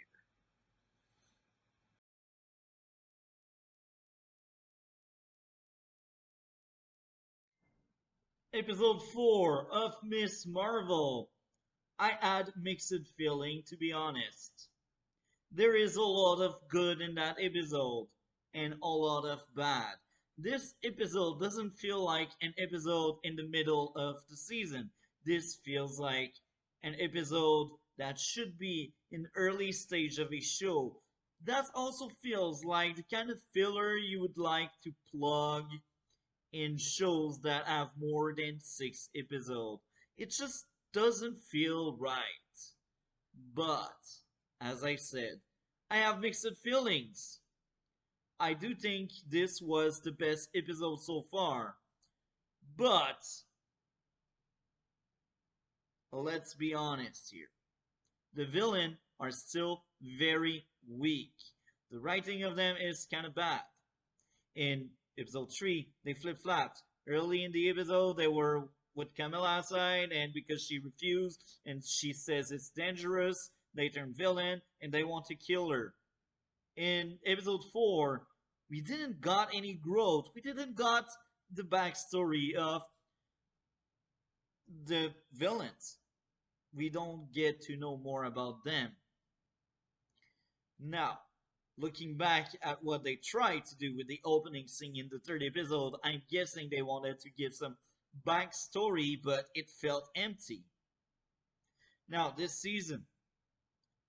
episode, I should say, had a lot of issues for me. But, as I said, it was the best episode so far. I think it should deserve a 9 out of 10. And I will speak about my likes and dislikes about that episode, and we will go over why I have mixed feelings. I said 9 out of 10, but looking back at what I wrote as notes, I think 8 out of 10 is more deserved. It's a better grade. So it's equal to episode number 2 based on my notes and what I see. Now, it was boring for most of the episode. We want to learn more about why the villain are doing what they are doing. And we need to learn more about why some people help out Camilla, why some people are willing to die for Camilla. We need to know why. We need to understand. Someone died in that episode for Camilla, and I kind of like the idea, but I still don't understand why. It's it's not well written. It's not well explained. We get a lot of lore and backstory, but nothing justify the fact that someone died for Kamala. Now, another issue I had, it felt like a filler as I said earlier. Another issue I had, whitewash the food. This is one of the line they add. How is it natural? Maybe they did try to be funny. I didn't laugh. It's just people pushing agendas. Why do you need to have that kind of line? It's not natural. I've never heard such comment anywhere. Only Twitter leftists have such kind of comment. I just don't like it. It's not natural. When you are funny, you must be more natural. It's not. I've never heard someone saying such thing. Now, another issue. The villain teleport and go fight people on Kamala's side, and as the fight breaks out, Kamala is standing there and looking at what's going on. And then at some point she decides, oh, she needs to run away because she needs to run away. But the fact that she stood there, that was so weird. It's like there's an emergency, but hey, just stay there a bit more because we want you to be there a bit more. Okay, that episode had good stuff in it. Of course, it had good stuff for me to give it a 8 out of 10. I first thought it was 9, but in fact it's 8 because I need to be honest and I need to seriously look at my notes. I don't want to praise too much something. And I don't want to bash too much something as well. Now, let's go over to what I like. The fight scene. All the fight scene are good. Fight choreography is really good. I like that. It feels like a superhero TV show. And sometimes, I must admit it, some lines are funny. So some lines land well. Other doesn't, but I won't take any point away because I had some smiles here and there. I had some laugh here and there. And I know I'm not the target audience. So, of course, not everything will land for me. But some punchlines were funny. I did like the lore exposure we got. It was interesting. The villain leaving the guy that helped out Kamala in the previous episode was really interesting. I liked it a lot, but I am afraid this will lead to a trope. They left me. I got issues now. I want to reconnect with my family. I can swear, I can predict it. In future episode, he will try to connect back with his family. Because this is a trope, because this is lazy. And if I'm wrong, I will be very happy because this means competent writers are making the show. But if I'm right, well, it's really sad because I did predict something cheesy. I did predict something trope. I did predict something that should not be part of this show. But hey, let's see what the future has to tell us and show us. Here again, we had another fight choreography. Now, another thing I liked. In episode 1, there was a setup Kamala is bad at driving. This comes back and bites her in the back. Because she is bad at driving and she's forced into driving, she breaks a lot of a lot of boxes. It was interesting. I liked it. That was like, okay, that character has flaws. And this is amazing. This is rare people will dare to give weakness to female character. Now there was also a chase scene. I liked it a lot. And the guy dying, I liked it a lot. And I will be honest, the cliffhanger with her probably in another dimension was interesting.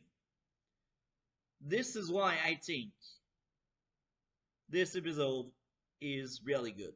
8 out of 10. I forgot the grade I had for episode 2, but I know it's similar. It's very similar. So far, it's mixed. Episode 1 didn't work for me. Episode 2 was really good. Episode 3, it had some good stuff in it. Episode 4 was really good, despite my dislikes. Now, I've seen in a podcast, the Nightwing podcast on Master Swag King Entertainment channel, we spoke about the number of episode in a Disney Plus series. If Miss Marvel had more episode, all depends on the writing. Right now, we had 6 episodes. Episode 4 felt filler, at least at the start, but they ended well the episode. So I don't see how the writers making that show could improve the show by adding more episode. Because here's the thing, they add so much filler stuff. How many scenes we get her eating and speaking about religion and speaking about moving elsewhere and speaking about, oh, it's Karachi, it's not USA, it's this, it's that.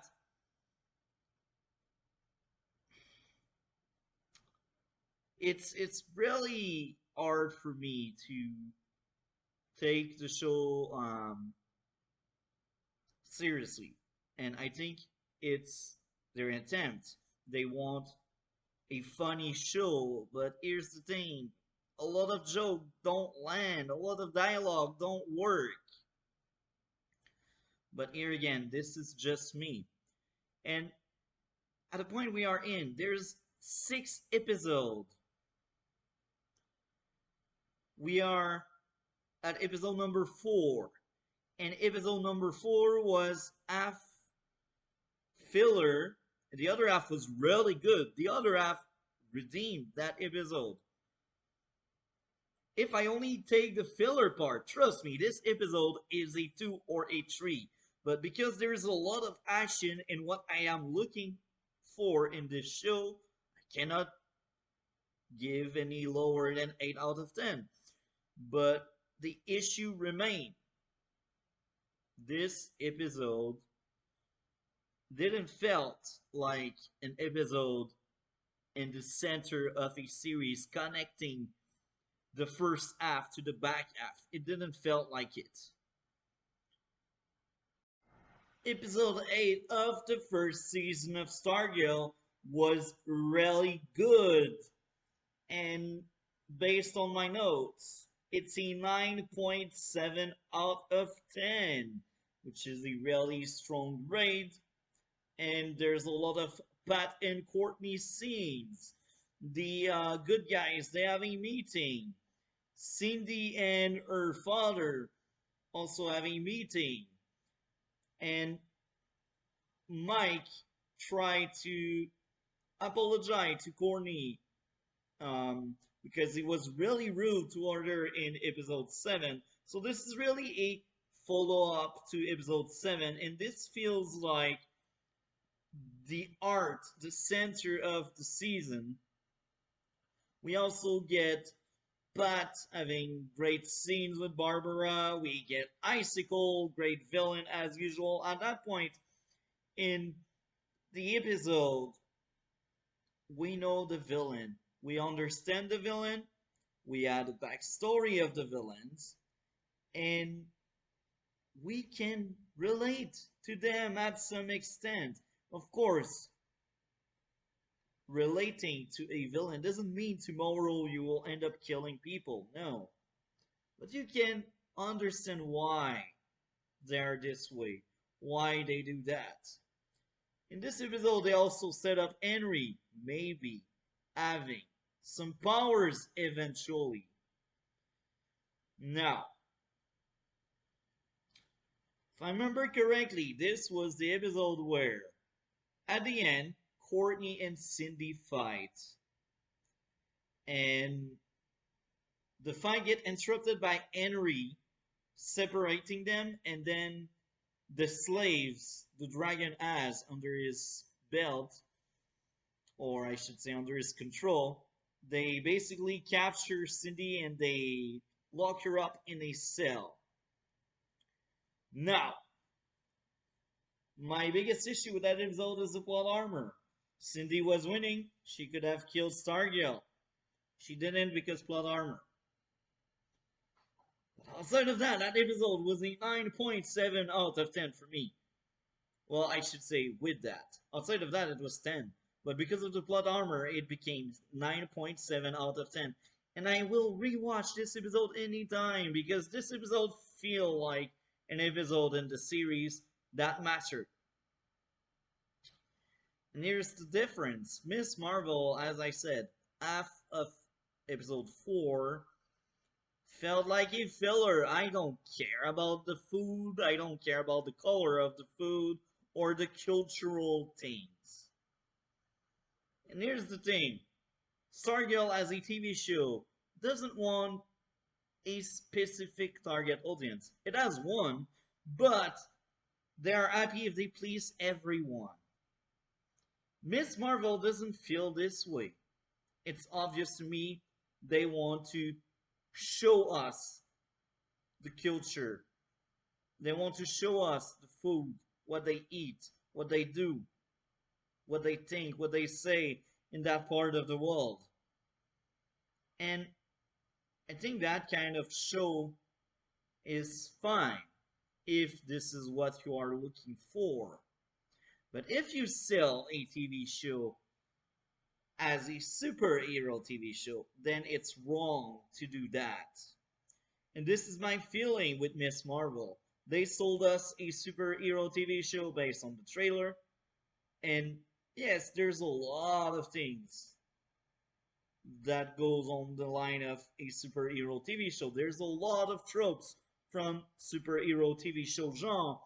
But let's be honest, they prefer showing us diversity. They want to please diverse people.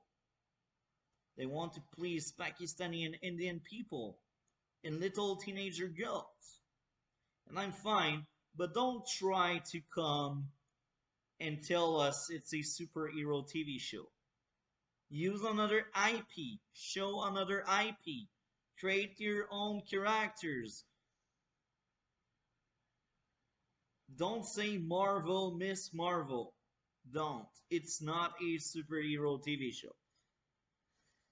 And this is sad. This is really sad because Stargirl was the blueprint.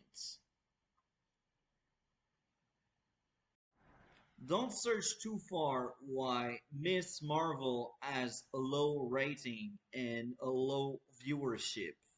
People are just not into that. The people that the writer and Marvel want to watch the show, they don't. And this is why the numbers are so low. A lot of people tapped out. And I will be honest, if I wasn't making this video here, I would have tapped out in the first episode. I know it can be rude, but the first episode didn't sell the show for me. It didn't sold me the show. It didn't. It didn't work for me. And this is the truth. Episode 2 was good. Episode 3 was bad. Episode 4 was good. We will see with 5. But so far, it's it and a miss. Here we are with a new episode of Miss Marvel. Episode 5 is the penultimate, as we call it. And you see, this is a really bad episode. For me, at least. Usually, there's always stuff I like and stuff I don't like in TV in general. But here, it was really hard to find stuff I liked. This episode felt filler. This episode didn't add up to the most of the season. I feel like you can take it out and still understand what is going on. It was just placed there because they got a 50th episode. And this is really sad because usually your penultimate episode is the seed that need to grow into the season finale. And people should be hyped. People should think, oh, that was a great time watching that season. the season finale. Usually it should be a bang, something that everyone praise. If it's not, well, it's very sad, but you failed your job. And the penultimate is the foundation of your season finale. So, based on that episode, I'm worried about the last episode of that season. So far, we had 6 episodes, and I feel like we only had 2 episodes that really mattered. Episode 2 and episode 3. Episode 1 was pointless. It was a really weak foundation to the show. Episode 4 was another failure. Episode 5 was another failure. So I am wondering, how can they put so many filler in their season if they only got 6 episodes? How? I don't understand. I just don't. Now, at least I must admit, there's not 10 scenes where Camilla is eating something. But I couldn't care. There's too many episodes. I should say, there's too many characters for 6 episodes. I got lost. I don't care about that character flashback because I don't know the character. I watched Miss Marvel because I want to learn more about Camilla and not the very expanded lore around her, because let's be honest, it's poorly handled because there's just too many characters to care. And I feel like they filled this show of everything except stuff that mattered. I want to learn more about my main character. I want to learn more about the villains. But for most of the season, the villains are not even there. Either the Janie, the Jean, these people. Apparently they died because they turned into ashes in that episode. And you know what? I felt nothing. I didn't care. I was like, I don't know why they are villain like that. I just don't get it. The first scene, the documentary scene, was godly awful. And here's the why. I am watching superhero TV. I do not watch cultural TV or documentary or whatever. So I don't care about that kind of lore. I don't care about history. Let's be honest. If I want history, I will watch a true documentary about history. I am watching Miss Marvel. It feels like this show wants to please everyone except the target audience they should have, which is the fans of superhero TV show. This is Miss Marvel. This is not Miss Cultural Intro, or I don't know what kind of title you can have for a documentary about Pakistani people. So this episode was really bad. It was boring, poorly paced. The only good scene is the ending when Bruno and the other guy, the hot guy, the love interest for Camilla, when they meet, and then there's a drone attack. That was the only good thing about that episode. And this is sad because this is the very end of it. And I still don't care about the Department of Damage Control or whatever they call themselves. Why they are villain? Because they are villain?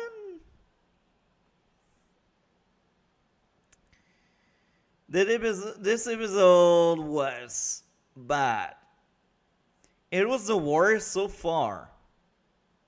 At least episode 5 I found stuff I liked. And it was about Camilla and stuff. But here, in that episode, I felt like Camilla was a side character. Which is really weird.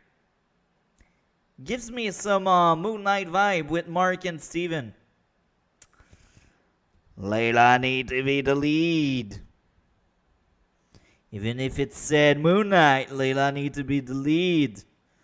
But now it's worse because I didn't care about the lead of that episode. There's too many character. It's wrong. I gave that episode a 3 out of 10. And this is only because I really like the ending. This is the only thing I can praise. The rest doesn't feel needed. At least last week in episode 4 I was entertained. Even if it was filler, I was entertained when there was action. So yeah, this is your penultimate episode in Abomination. Before we move on to episode number 12 of Stargirl, I will say this. Here is the state of Miss Marvel Season 1 by the end of the penultimate episode. Kamala got 4 love interests. One she will probably never see again because he will remain at Karachi, or I don't know the name of the city. The other dude is like Bruno, and the other guy, the odd guy. Well, I said 4, but it's actually 3. Regardless, Kamala has 3 love interests. I don't care. Kamala is kind of better at using her power, which is cool. But I need to see more training. I need to see someone mentoring her on how to fight. Will they have the balls to do that? I don't think so. Or if they do, it will probably be a female that need to teach Kamala the way of the fighter.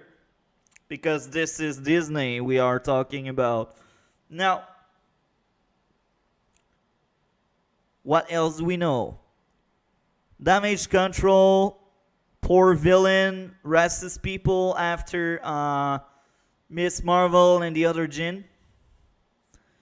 We still don't know. I still can't remember their name.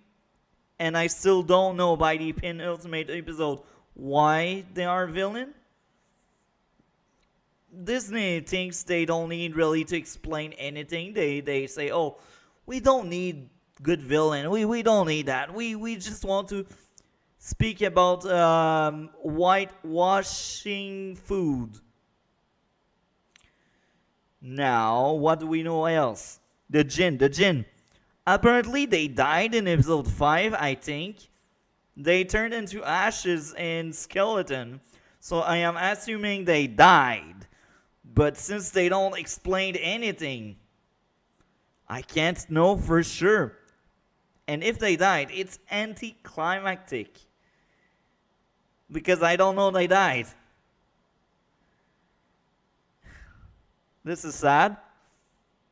What was Kamala character arc as a superhero? Taking responsibility, I guess, because she decided to save a kid in episode 2. But then in episode 3, she is the target of a lot of people. It's not really character arc. Episode 4, people are willing to die for her. How does she react to this? Well, it's not really told or shown. We haven't seen how someone dying for her affected her because they don't take that time. Someone will die in front of her and they will just move the plot along instead of taking their time and letting the viewer see what is going on with Kamala. She's shocked when someone died, but then it's forgotten and they move on. Did Kamala really changed? Look, Kamala is a very likable character. I can relate to her. And I think the actress is doing great job. She held the show on her shoulders. But she had no character arc. She was just dragged around. At some point, she used her power here and there. She realized she is important. She had no character arc. We don't know if next season she will be a better superhero, because we will get a season 2, I'm pretty sure. And I'm fine, as long as they find other people to write the show, you know?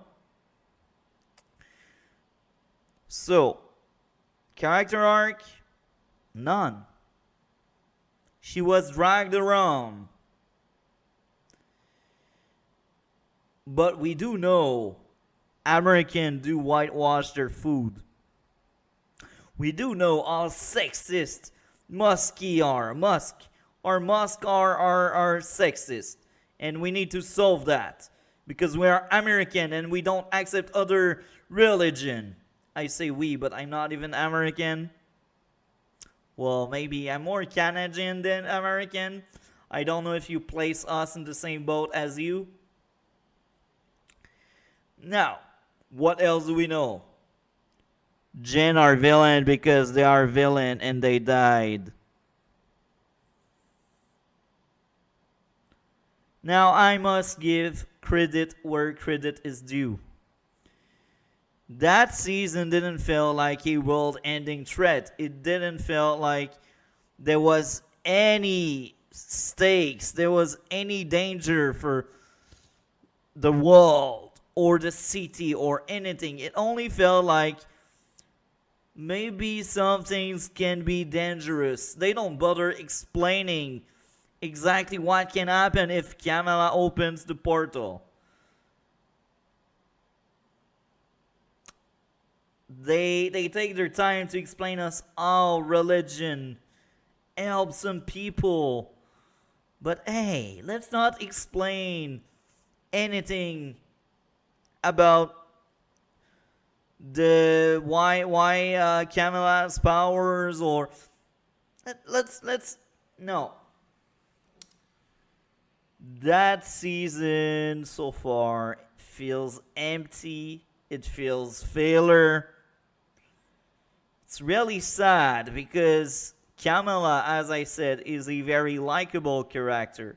I can relate to her. She's well acted, and I can tell the actors do care, which is rare for Disney to find people that do care. Say that because look at Brie Larson. Now, we will speak about Stargirl before we speak about the penultimate episode. So at that point, at the end of the penultimate episode in Stargirl, we understand why Brainwave is villain. He realized how wrong the humans are. He realized how ugly the world is, and he wants to change it.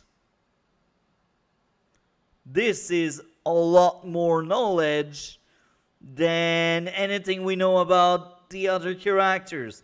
You know why? We spent an entire episode on Brainwave. And you know why we were in a good position when we got that long episode about Brainwave. Well, we had 13 episodes. We have enough time to spend with the villain. Now, Miss Marvel, if they increase the number of episodes, will it be good? No. It won't be better because you see, there were so far 2 filler episodes. Take out one of the filler episodes, give us a full episode dedicated to the Jinn, and maybe you could also explain the damage control department. You have a full episode for these 2 villains and flesh them more, explain more. Tell us their story. I do care. I do want to learn about their stories. I don't want to learn about history lesson. If I want to learn about history lesson, as I said, I will watch documentary about the topic. So, Stargirl had 13 episodes. We had a full episode dedicated to Brainwave. Now, Jordan, the leader of the League of the Villains. We had a few flashbacks, but you see, a few flashbacks is enough to understand the character, why he is like that, what he is willing to do, and what drives him. With a few flashbacks, it was enough. With one episode, we were able to root with the wizard. And we were able to say, oh, okay, he is more great than the others. He is not that crazy. He actually doesn't want to do that anymore. He wants to step out. But of course, the only way to leave the League of Villain is to die. Now, we have 3 villains out of many that are well fleshed and well explained. You see, this is all you do. Now you have Sport Master and Tigress. These are not really developed, but I must admit they are entertaining to see and watch. So who cares if we don't get a deep backstory if your character is appealing? I know their name. I don't know any of the name of the Jinn. I don't know the name of the damage control thing. I really want to like Miss Marvel, but I can't. I just can't. This is really sad because I look like a hater that ate everything Disney does, but Disney doesn't give themselves any favor by hiring anybody that is willing to speak about whitewashing the food. Now with the penultimate episode of Stargirl. Now I am not quite sure if it was in the final or the pin, but I think it was on the pin. We did learn what was the villain master plan. Brainwave everyone, brainwash everyone, change everyone's minds. And anyone who cannot be brainwashed dies. This is really dark.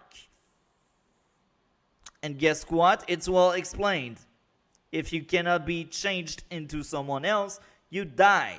You have bleeding in your ears. And this only works on adult, by the way, which is interesting. We had glimpse of what the Jinn wanted. They wanted to go back home, but let's be honest. If we don't have your backstory, why should we care about you? Now let's speak deeper about the penultimate episode of Stargirl. Now it's very far in my memory. I've seen that a month ago, which is a lot. But I remember enjoying a lot that season. And I have a few notes, likes and dislikes about episode number 12 of Stargirl first season. Now, with Stargirl, episode number 12, there is only one issue with that episode. Tigress cannot aim. She's basically chasing Barbara in the house and she keeps shooting but missing. Look, this is something very popular. This is some kind of trope in superhero shows. The villains suddenly lose sight, which is, let's be honest, kind of bad.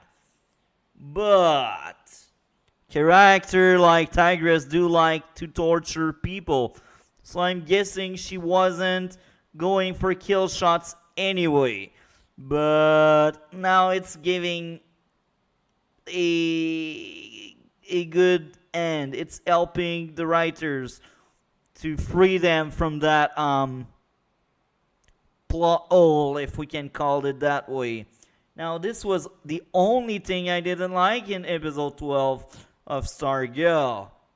This is telling a lot. Miss Marvel was boring, long, I didn't care, it was filler.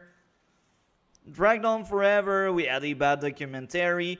But here with Stargirl, hey, I really searched for issues. I was like, I need to be as critical with Stargirl than I am with Miss Marvel. No favor.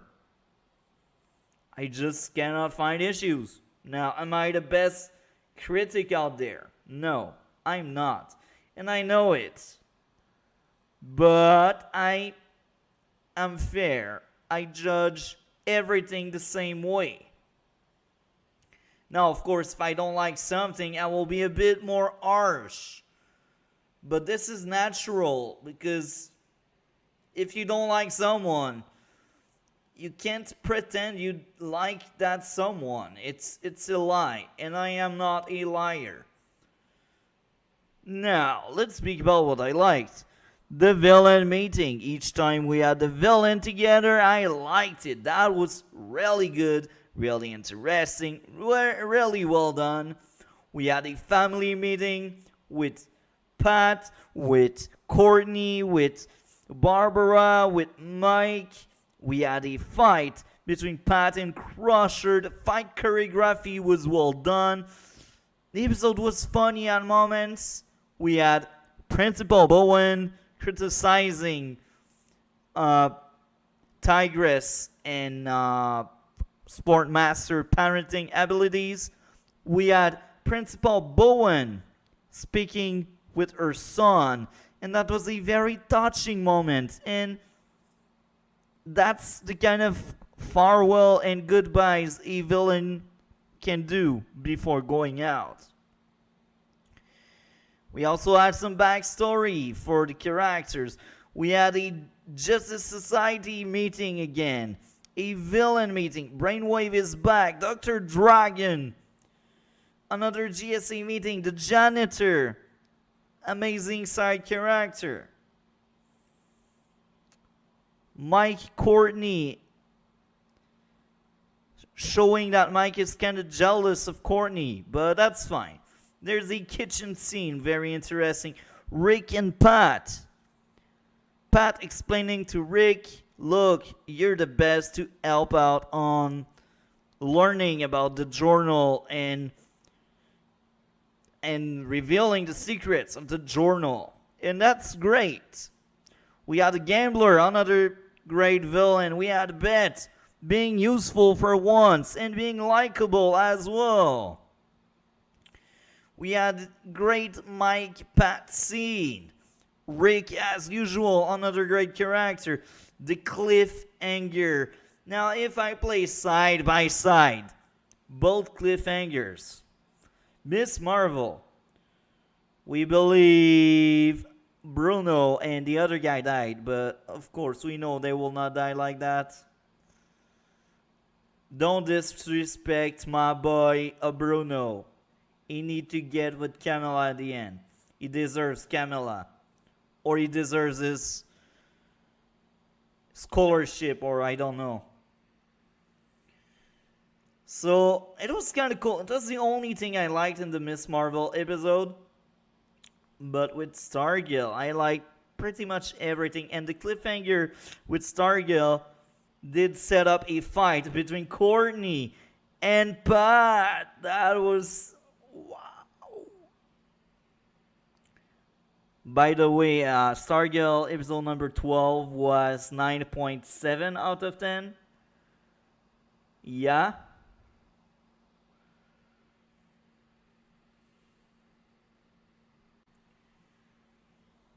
With everything being said, Stargirl is well written, and it has nothing to do with 13 episode or 6 episode, even if 13 gives you more rope and more space. Miss Marvel had 6 episodes, they wasted 2. I am pretty sure if they gave me the writing job, I would do much better than these these people that are not able to write something appealing, something good that makes sense, that will drive toward your show potential viewer that are into what you should aim for. Don't ask for Pakistani people to watch that. Well, you can if you want, but nothing guarantee they will. And nothing guarantee they will like it. Anyway, next time I record shall be with the finale of both season. And then after that, guess what? Guess what? We will have some closing thoughts why Stargirl works and why Miss Marvel didn't work. Why Miss Marvel failed and why they missed the mark. Now, I say that I haven't seen episode 6, but I base my experience with the 5 episodes we got. And they missed the mark. Even if episode 6 is amazing, they missed the mark. I like I dislike one episode, I like one. I dislike one, I like one. I dislike one. Let's hope I at least like the last one, so I will like half of the season.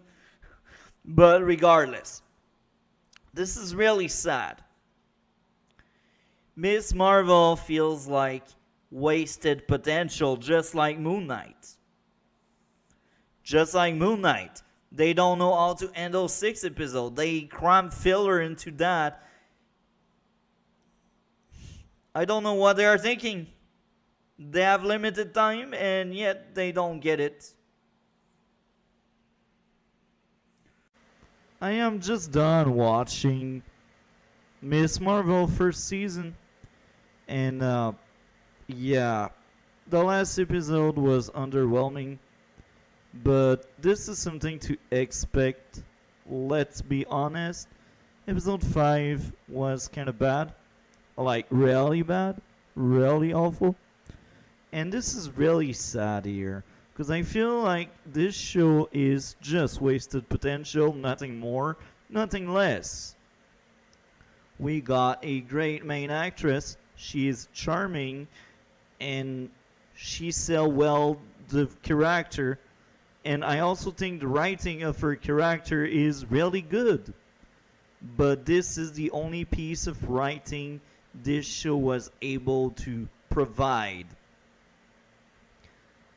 Most of the show is really bad. Now, before I give overall score for the first season, let's speak a little bit about episode number 6, which is the season finale. Now, I'm really divided here. I am really sad. I wish it was better. I really wish that. I'm not good. I should say I'm not bad fate. I am a good fate. I really wanted to give a shot to the show, but it just wasn't made for me. And I'm pretty sure this is the excuse they made in their diverse interviews. And here's the thing, when you are diverse, you should make your show for everyone and not one specific target audience. But hey, if they want to be diverse and exclude me from their fan base, that's their thing. Now, let's start off with a few things that bothered me. At some point, at the start of the episode, they say they want it non-lethal, but they blew up a building with a bomb in the previous episode. So tell me, how did you expect the people to survive? If you are non-lethal, but just to give a punch, you decided to blow up a building, what's the point? Well, that's the writers for you. Now, another issue I got. The weird line about the mosque in America. Here again, the agenda. Full on display, as they say. It's disgusting. It really bothered me so much. It doesn't belong in any TV show. If you want to make a political TV show, make a political TV show.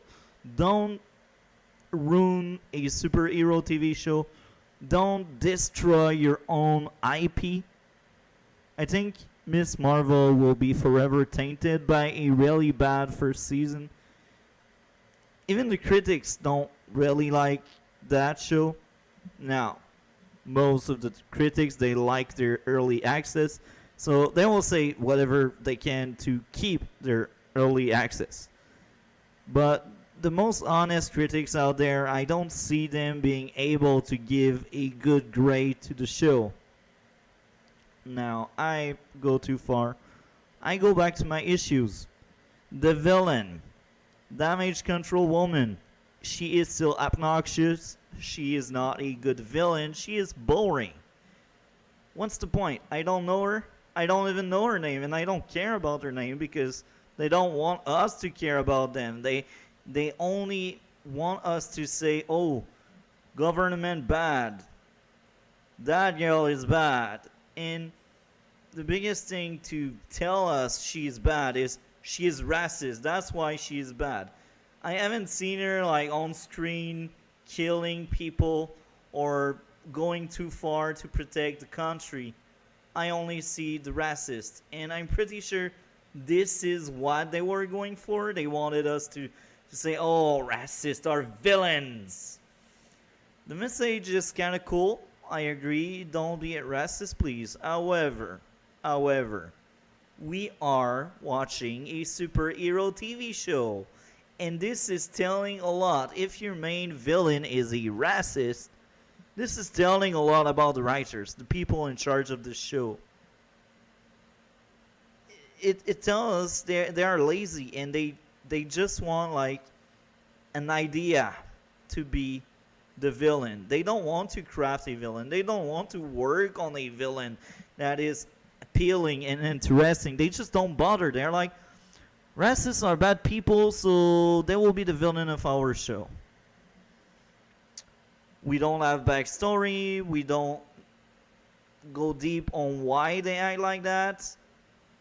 And even in some cases, let's speak about Fisk in Daredevil.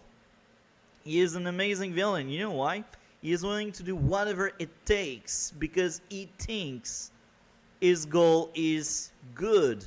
And at some extent, you can root for him because you're like, okay, he's willing to do whatever it takes. He wants a better city. But here's the thing, he is a villain because he killed people.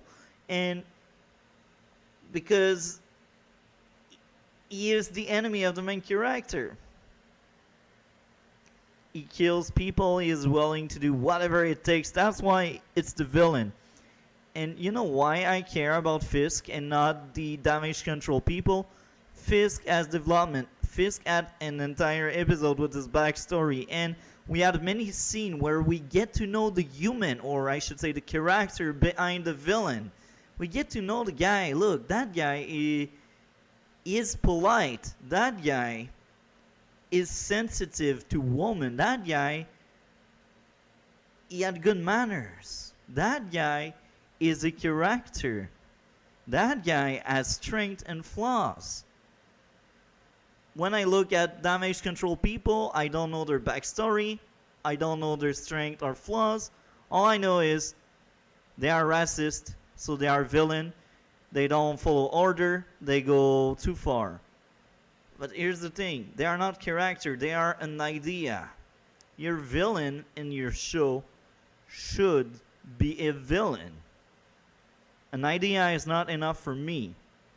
It's poorly written and it's lazy if you rather have an idea than a character to represent the force against your main character. But here again, this is just me. Now, I will speak about something else. They said it's non-lethal weapon, but I am wondering how cement and brick walls can get destroyed by the beams. Don't you think if cement wall and brick walls can be destroyed by these said non-lethal weapon, don't you think if a human take a shot at these, they would bleed to die? Let's be honest, brick walls and cement are much harder than a human. So it's cool to have flashy stuff, but you need to make sense, and it doesn't. Look, sometimes I overlook, I don't think about that kind of stuff. But because I got issues with your show, I see more issues. And I don't invent, I don't create that issue. It's an issue, let's be honest. That beam, the weapon they use, should be non-lethal, but it's able to destroy walls. It doesn't make sense. Now, I can watch other shows with other issues. I won't see all the issues because I will enjoy the product and I won't take time to find stuff I don't like. But here with Miss Marvel, it's so obvious in your face, the issues. It's sad. It's really sad. And I will speak about a thing I placed on my likes, but I didn't really like it.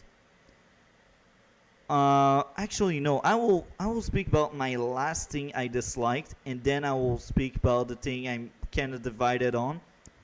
The last thing I didn't like, all these end credit scene.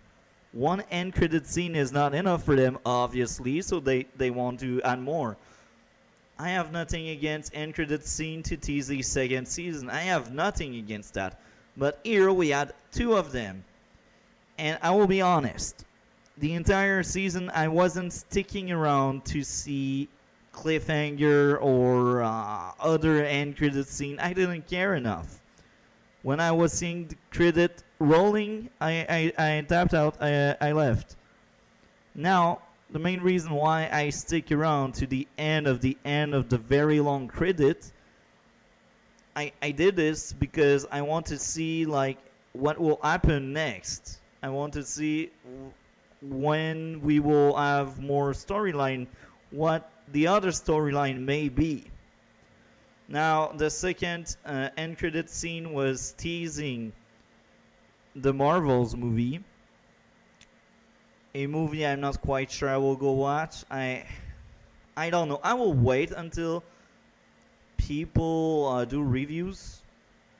If Miss Marvel plays a really good role in the movie, and if she's basically the main character, I will go watch it. But if she's just like a side character, a supporting character, or if she has like less than 20 minutes of screen time, I will not care enough. I don't want to see Brie Larson or whatever the Marvel they will try to tell us. Now the other end credit scene, I'm kind of fine with it. They tease the X-Men. She may be one of these X-Men. Or X being because Marvel is agenda driven and men's are bad for them, even if they are their biggest consumer, which is weird, right? Now, now. I will speak about what I liked in episode 6. Because let's be honest, that episode had a lot of good things in it. Despite my dislike, I enjoyed parts of it. So, the first thing I liked, the family meeting. There was a family meeting where everyone learned about Kamala's secret, and I liked it. That was kind of cool. Kamala searching for Bruno and the other guy was kind of cool. I like it. Damage control search gave me a smile at the moment where Kamala's best friend lied about hiding the guy damage control was searching for. I had a smile. I didn't really laugh, but I had a smile. I must admit. I was like, okay, interesting. They really tried hard many times in the show to make you laugh, but it's not funny. Here, as I said, I had a smile, so it's good sign. Maybe a younger audience, which is probably what they're aiming for, will laugh, and that's fine. Now, another thing I liked, the Team Marvel beating and making a plan. I like that aspect. You really feel like Kamala, Miss Marvel, is the leader of that team, and it's cool. I like it. And all the colorful idea, that was good. I think Miss Marvel has a lot of charisma, and she is, at some extent, a good leader. And it's kind of cool because she is young. A young good leader is rare, and yeah, it's refreshing to see the main character of a show being the leader, especially with Marvel when all side characters are more important than the lead. Just look at Doctor Strange, just like I don't know, Moon Knight, where Layla almost get a full episode. Oh my. it all goes back to Moon Knight. The distraction scene in the school was great. I liked it so much. I had smile. They had good ideas. It was a good set piece. It was entertaining. I was like, what will happen next? That was like soft action, and I liked it. And then we had a big fight scene, and I liked the big fight scene. It was great. It was cool. I liked it. It felt like a superhero TV show. I just don't get enough of that in that show. Now, I will speak about that scene where Miss Marvel and the other guy, I forgot his name, the guy she loves basically, they are on the bubble, and they really tried to make an emotional scene speaking about mother sacrifice. I don't know if I'm not sensitive enough, or I don't know if it's because of the writers, or I don't know if it's me, but I felt nothing. Now I know they were really trying hard to bring some emotion. They really want you to be emotive and shed some tears. You can tell when they try that kind of stuff. I had none. I didn't care. So I don't know if it's me or if it's the writer. Now, if I knew better the mother of the guy, I would care, probably, because when a TV show kills off a character I care for, I have tears. If it's a good character, I have tears. Here, nothing. I just felt nothing. I was like, really? They are trying to make me have some tears and say, oh, that was a great moment. It's not. The mother, it was a trash character, and the son was fine, but even there, the son is not a good enough character for me to care. I don't even know his name. Bruno is a much better supporting character. I think Bruno and Miss Marvel are the best thing in the show. The mother is kind of cool sometimes, the father as well, but I don't remember their names. And usually when I get attached to characters, when they are well written and when they are interesting enough, I remember their name. I remembered Barbara. I remembered Yolanda. I remembered, who else? Rick. I remembered everyone on my first watch of Stargirl. With Miss Marvel, I just remember Bruno and Kamala. That's it. I don't know the name of any other character. Don't even know the name of the main villain. So maybe the writers made me tapped out of their TV shows. I really don't know what's going on. I really wish it was better. And I deeply think it. I really think what I say. Now, I will speak about the last scene I really liked in that episode, the father and daughter moment on the rooftop. I will be honest here. I got emotional, and they wanted that. So this time around, it landed. You know why? Because it was well written. That scene was good. The music, the mood. You see Kamala being sad, and you understand why, because she kind of liked the other guy.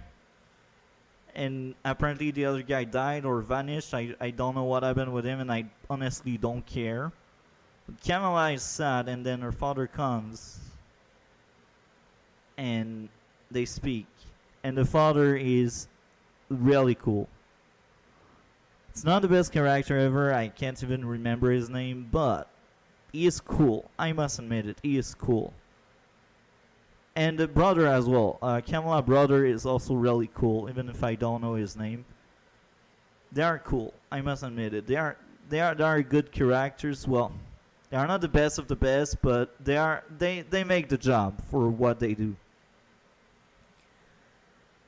And that scene on the rooftop, father-daughter scene, was good. I almost had tears. I felt the moment, and I think it's because both actor had charisma, and I also think that scene was well written. It was a good scene. But you see, you don't have enough of these good scenes in the entire TV show. And this is so sad. As I said, I really wanted to like the show. So overall, that final episode, I think it does deserve a 6.5 out of 10 or so. And now, the entire season. So, I placed side by side all the score I gave to this season. It gave me a 6 out of 10. However, there's a big however. I take away an entire point. You know why? We got 6 episodes, and 2 episodes in a row by the end of the season felt like filler. You have 6 episodes, you have very limited time. I don't care about story lessons. I want to see action superhero stuff, action superhero lore. This is what I am into. I don't want to see Camilla having some kind of road trip and eating food and being said my food is not whitewashed. Now this is really, really sad. I really wanted to like this show, but it's just not good. It's just not made for me.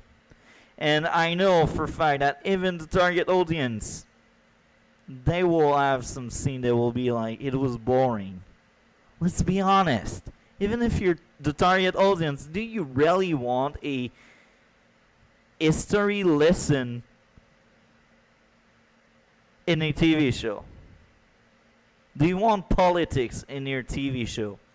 Well, if you like that, then you're the target audience. If you like politics, to go back at everywhere you go.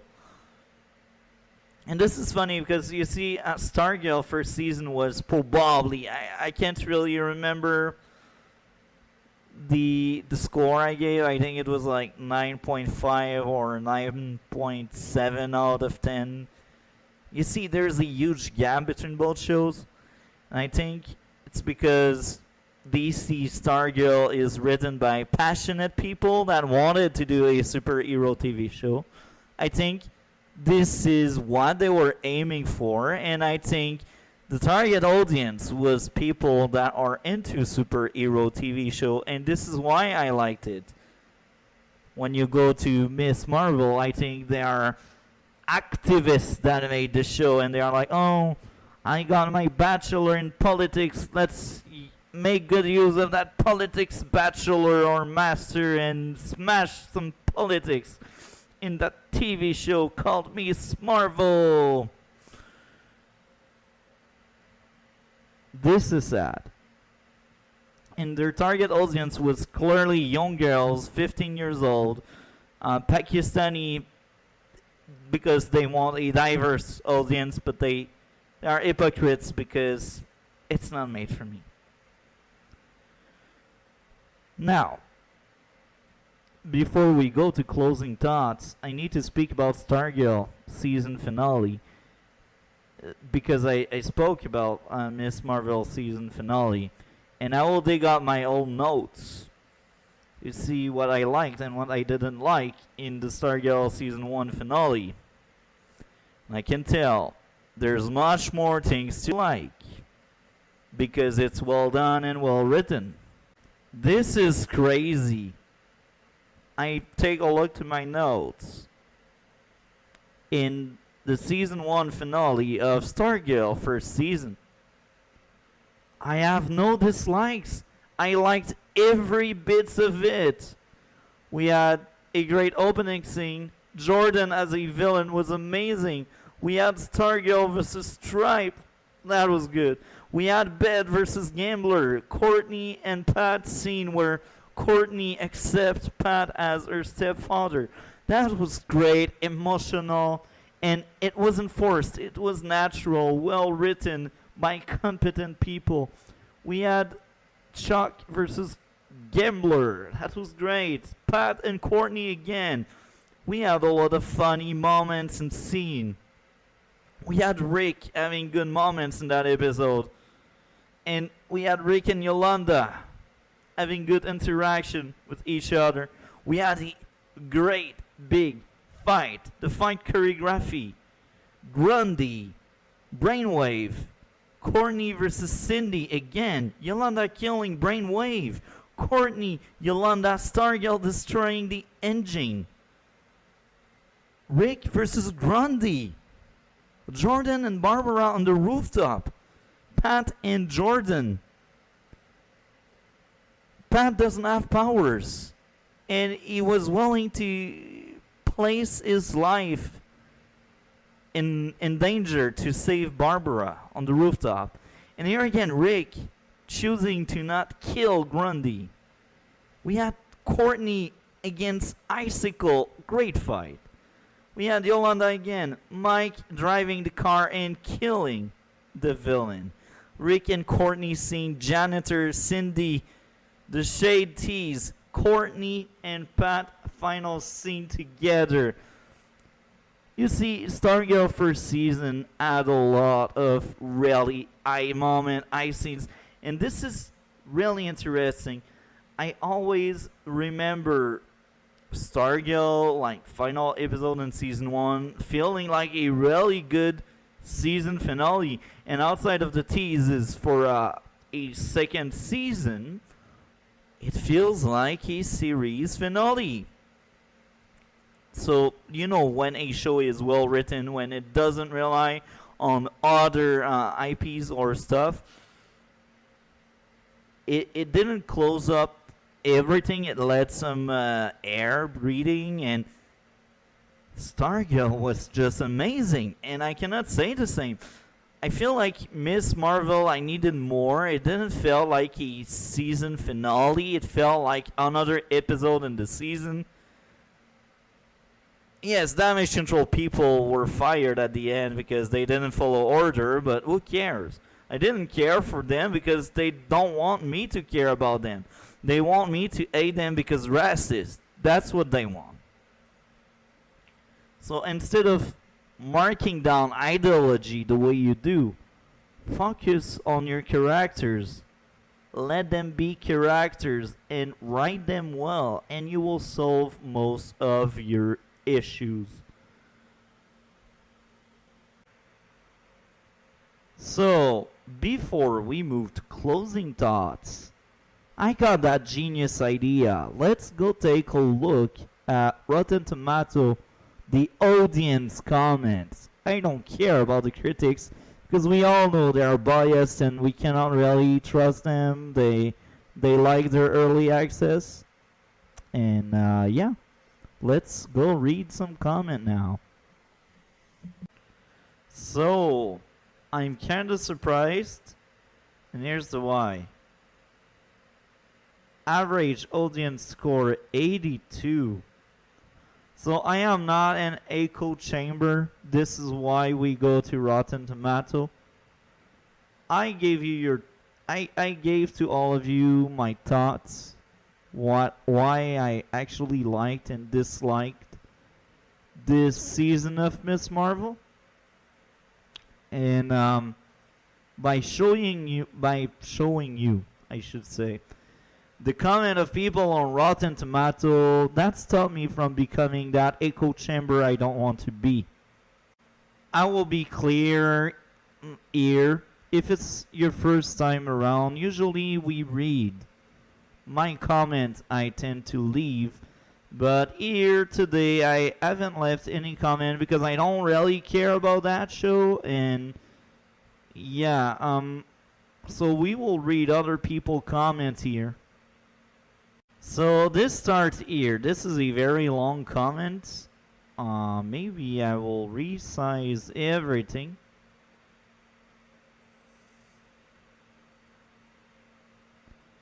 So basically what the person says, just finished the final episode of season 1, and first off I'd love to congratulate the show on doing a great job with Khan and her friends and family. Wonderful styling and acting and fantastic representation for Muslim and Pakistani.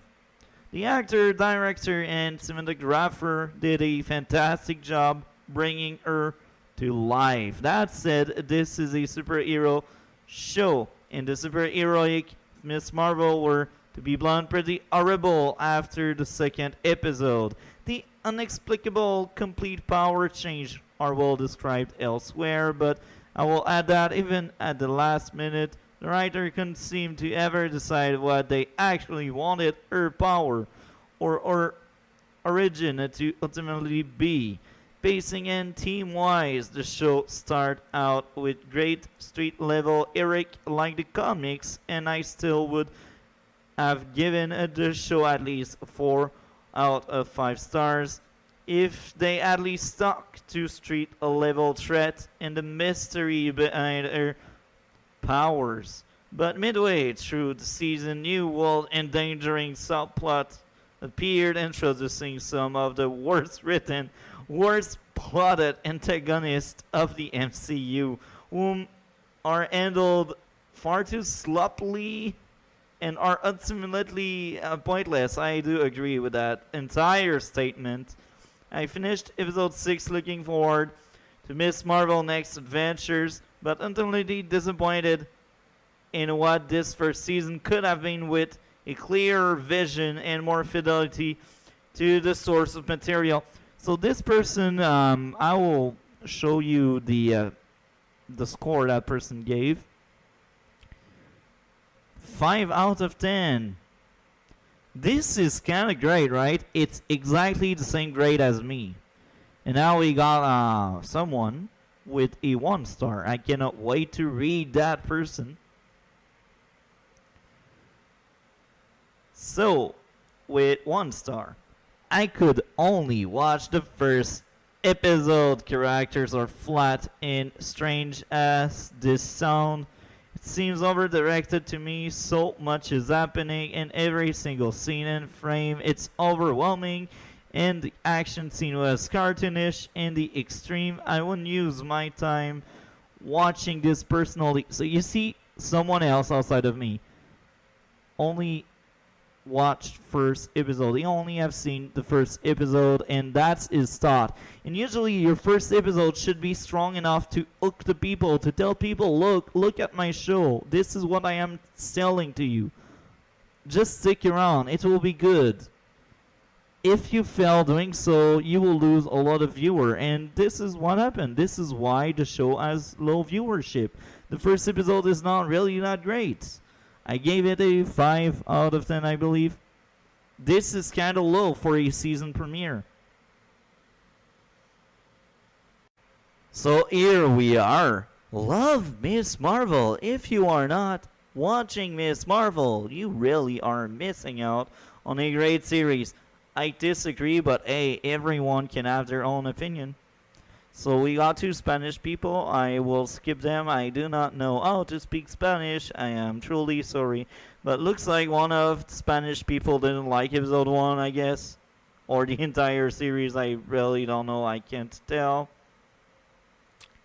So, Kamala Khan is one of my favorite Marvel comic book characters, and I'm very pleased with the way she is shown on screen. This show is funny, light, and refreshing while also dealing with deeper family and cultural moments. So, you see, I agree with the Kamala part, as I keep saying and praising.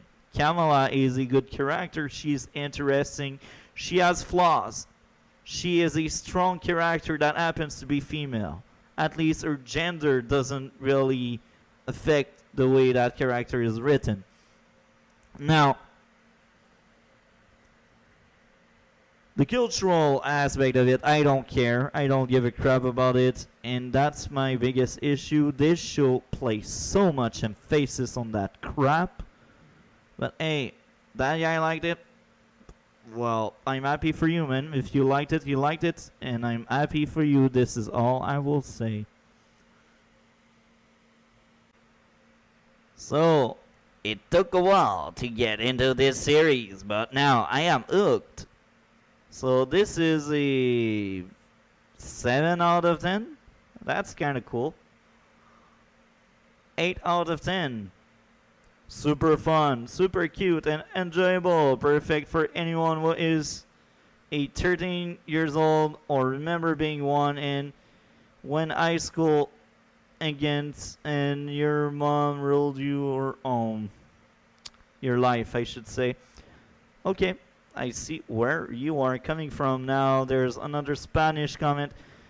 So you see, this remakes bag a lot of people enjoyed, but a lot of people didn't. And we see another this is so bad. And I cannot blame you. Oh, I am shocked. 66 audience score. So this means less people liked DC Stargirl. Wow. I am surprised. I will be honest with you. Stargirl is just much better. But as I said, it's Rotten Tomato. I don't want to sound like an echo chamber. And that's funny because even one of my friends that is not really into superhero stuff, he finished season 1 and he was like, that's cool. I enjoyed it. It's not a best show, but I enjoyed it. So yeah, let's just go where we want to go and read some of the comments. Now, when I was logging to Rotten Tomato with my Facebook, I did a lefty comment in the past. But since now I no more log with it because for some reason it doesn't work anymore, well, we will maybe skip my comments. Or actually, it's still here. My comment is still here. Wow, that's great. So we will read my comment this time around. So, very interesting take from the get-go. Not quite the Titans, more like the Scooby Gang Power Ranger, with a target audience that flips between tweens and teenager. Like sometimes it's family friendly, then they sideline you with people getting murdered. Surprisingly, it's entertaining to watch, despite the fact they are teens wanting to be superheroes, not realizing the danger that comes with it. And when people start dying, they still power thoughts. But what are the skill set of kids who don't even have high school diploma to fight experienced adult people who are trying to kill them that actually have powers instead of items that are powered? Home economic, maybe knit them is whether as a peace offering. Build up stamina that gives them the skill to run away faster and longer. I suppose it's fun watching them way over their head. Heck, even one turn into a murderer and their guilt is delicious. So I don't know if that person really liked it or not.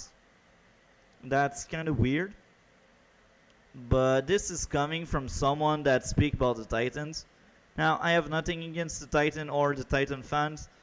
I just don't think the Titans is a good show. Let's be honest, it's not really good. Season 1 is fine, Season 2 is mediocre at best. Season 3 the same. So I do think Stargirl as a whole is much better than Titans, but hey, you have your own taste, I guess. Now let's read the next comment. Entertaining superhero show, but I felt so sad about the sidekick character Stripesy, who was needlessly weak. Think Joe from Buffy the Vampire Slayer with no balls, of course. It's tough being a stepfather, but he is the kind of character who would let a 5 years old take his lunch money, completely unlike sidekicks like Robin or Kato are real fighters. Look, not everyone need to be real fighters as you call them. I think Pat as a character is amazing. I don't care if he's being bullied, as you say. He is an amazing character. And you told it yourself. He is a sidekick. And not every sidekick need to kick butt. Not every sidekick need to be Robin. If that was the case, it would be boring. Be more into the character instead of what they can do. That's the point of a TV show. If you take a look of what the character can do you really like look a show for the story, or you only want flashy stuff? This is a true question. Tommy Merlin in Arrow is an amazing character, but hey, he doesn't fight. He is getting destroyed by pretty much everyone. He's not a fighter, but yet he is still a very good character. You don't need to know Kung Fu to be a good sidekick. And I think in Pat's case, Pat is just amazing supporting character. But here again, this is just me, this is not you. Here we are with the next one. Great, good acting, likable, well-written characters, and interesting main character, well-written villains, and story arcs. And good action scene. Also, the family dynamic works well. Quality superhero show, and one of the best out of CW shows. I do agree. It's 10 out of 10 for that person. Next one. 1 star or half a star? It's just bad, mostly bad acting, uninteresting story. I guess that's your take. Now, let's read my comment I did back in December. And I think most of what I said will remain intact. Well, I wrote a novel, guys. And this is what I do, right? As an Arrow fan, I got invested into the Arrowverse. Watched Arrow, The Flash, Superman and Lois, Black Lightning, Supergirl, Legends of Tomorrow, and Batwoman. Coming to Stargirl, I had an idea on what I was going to get. Well, I thought I had an idea. I was surprised a lot by the show. The first season of Stargirl felt different than other shows I've seen before. The writing was great. The plot twist made sense and caught me off guard many times. The message given in the show were well crafted and not pushed down our throat, which is amazing for CW show. The character felt human as a 25 years old. I remember how I was in my teenager days, like yesterday. I can tell you the characters were well done. I did try my best to find things I didn't like each single episode. Sometimes detail would get my attention. I would mark it down. It was hard to find things I didn't enjoy from the show. I don't tend to give perfect notes. We can always improve. However, 2 episodes out of 13 were clear 10 out of 10 in my own opinion. This is a family show where everyone can find something interesting. Each character that had a weight, even if we barely knew the characters. The main cast got character growth during the show. The main character is female. That didn't stop the writer to give her weakness, which is really good, right? So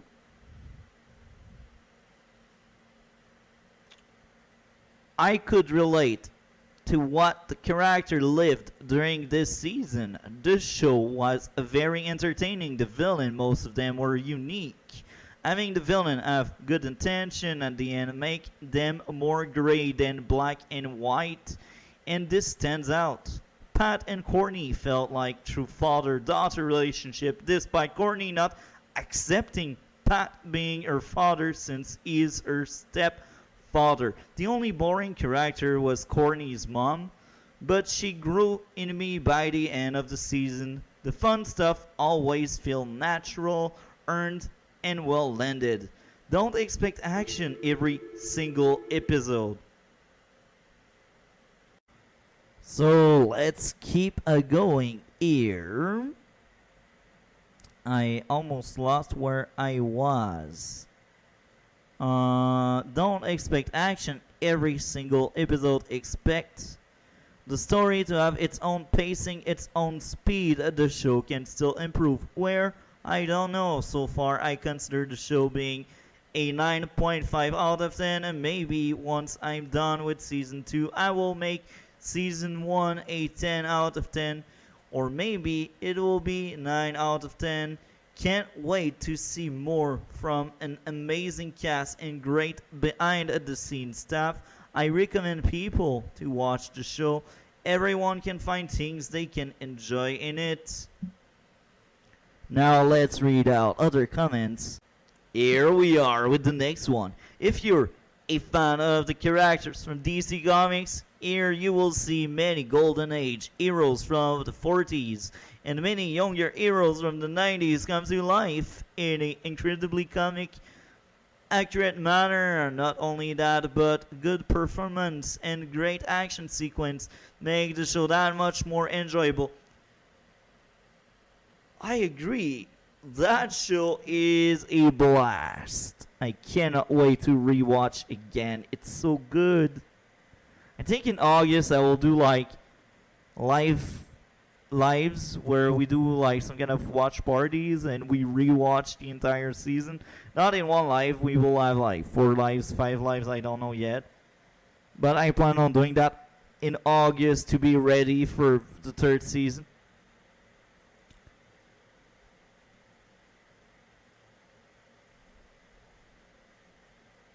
So, Spanish again.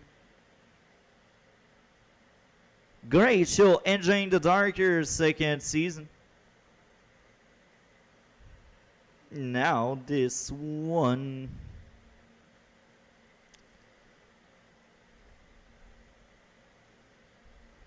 Oh, both are really like, oh, that's cool.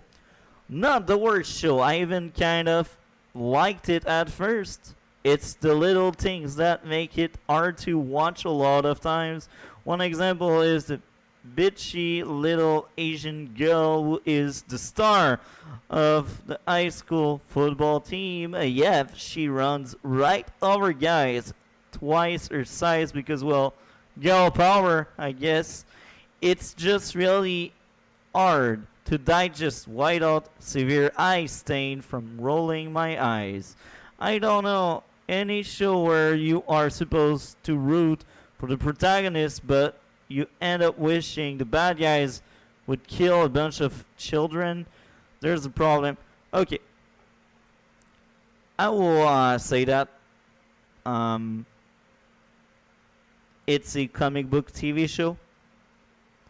And I think the way it is, they're like, what if we had a live action comic book? And I think in comic book, things like that happened. But hey, that's fine to be more critical, I guess. Even more critical people give it a 6 out of 10, which is really good, in my own opinion, considering that person really wanted to like find stuff they didn't like and really be harsh on said things. So the next one. I love Stargirl, but season 2, episode 8 was unnecessary. It had a scene with Beth that kept using you people as a derogatory statement and made obnoxious other race stereotypes. It's not mindful of viewer or sensitivity. We are speaking about season 1. What are you doing here? Anyway. I think it's more people receive it well, despite lower score. I think it's well received.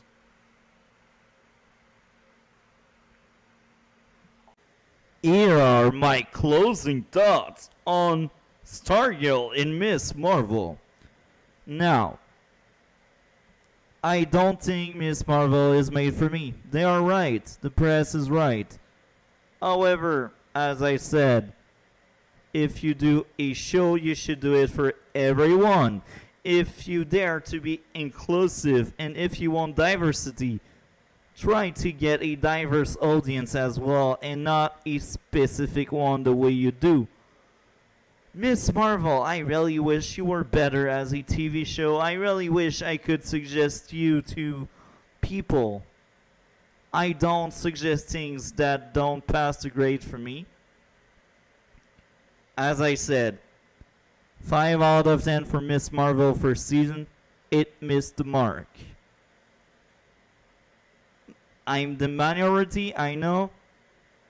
I've seen the person on Rotten Tomato, but I don't care. This is my honest opinion. This is my taste. I didn't like it. I really wanted to like it. I really wanted to give it a shot. And as I said, I am looking forward to see more Miss Marvel, more Kamala Khan. But I would like other writers, other showrunner, other people to be in charge, because these people, they don't want to do entertainment. But here again, this is Disney. What can you expect more?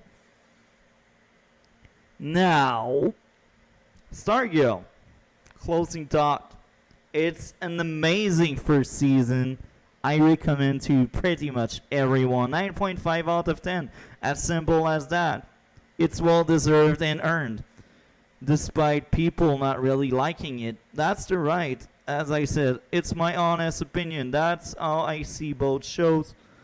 I think Stargirl is much better, and it's not made for one specific target audience.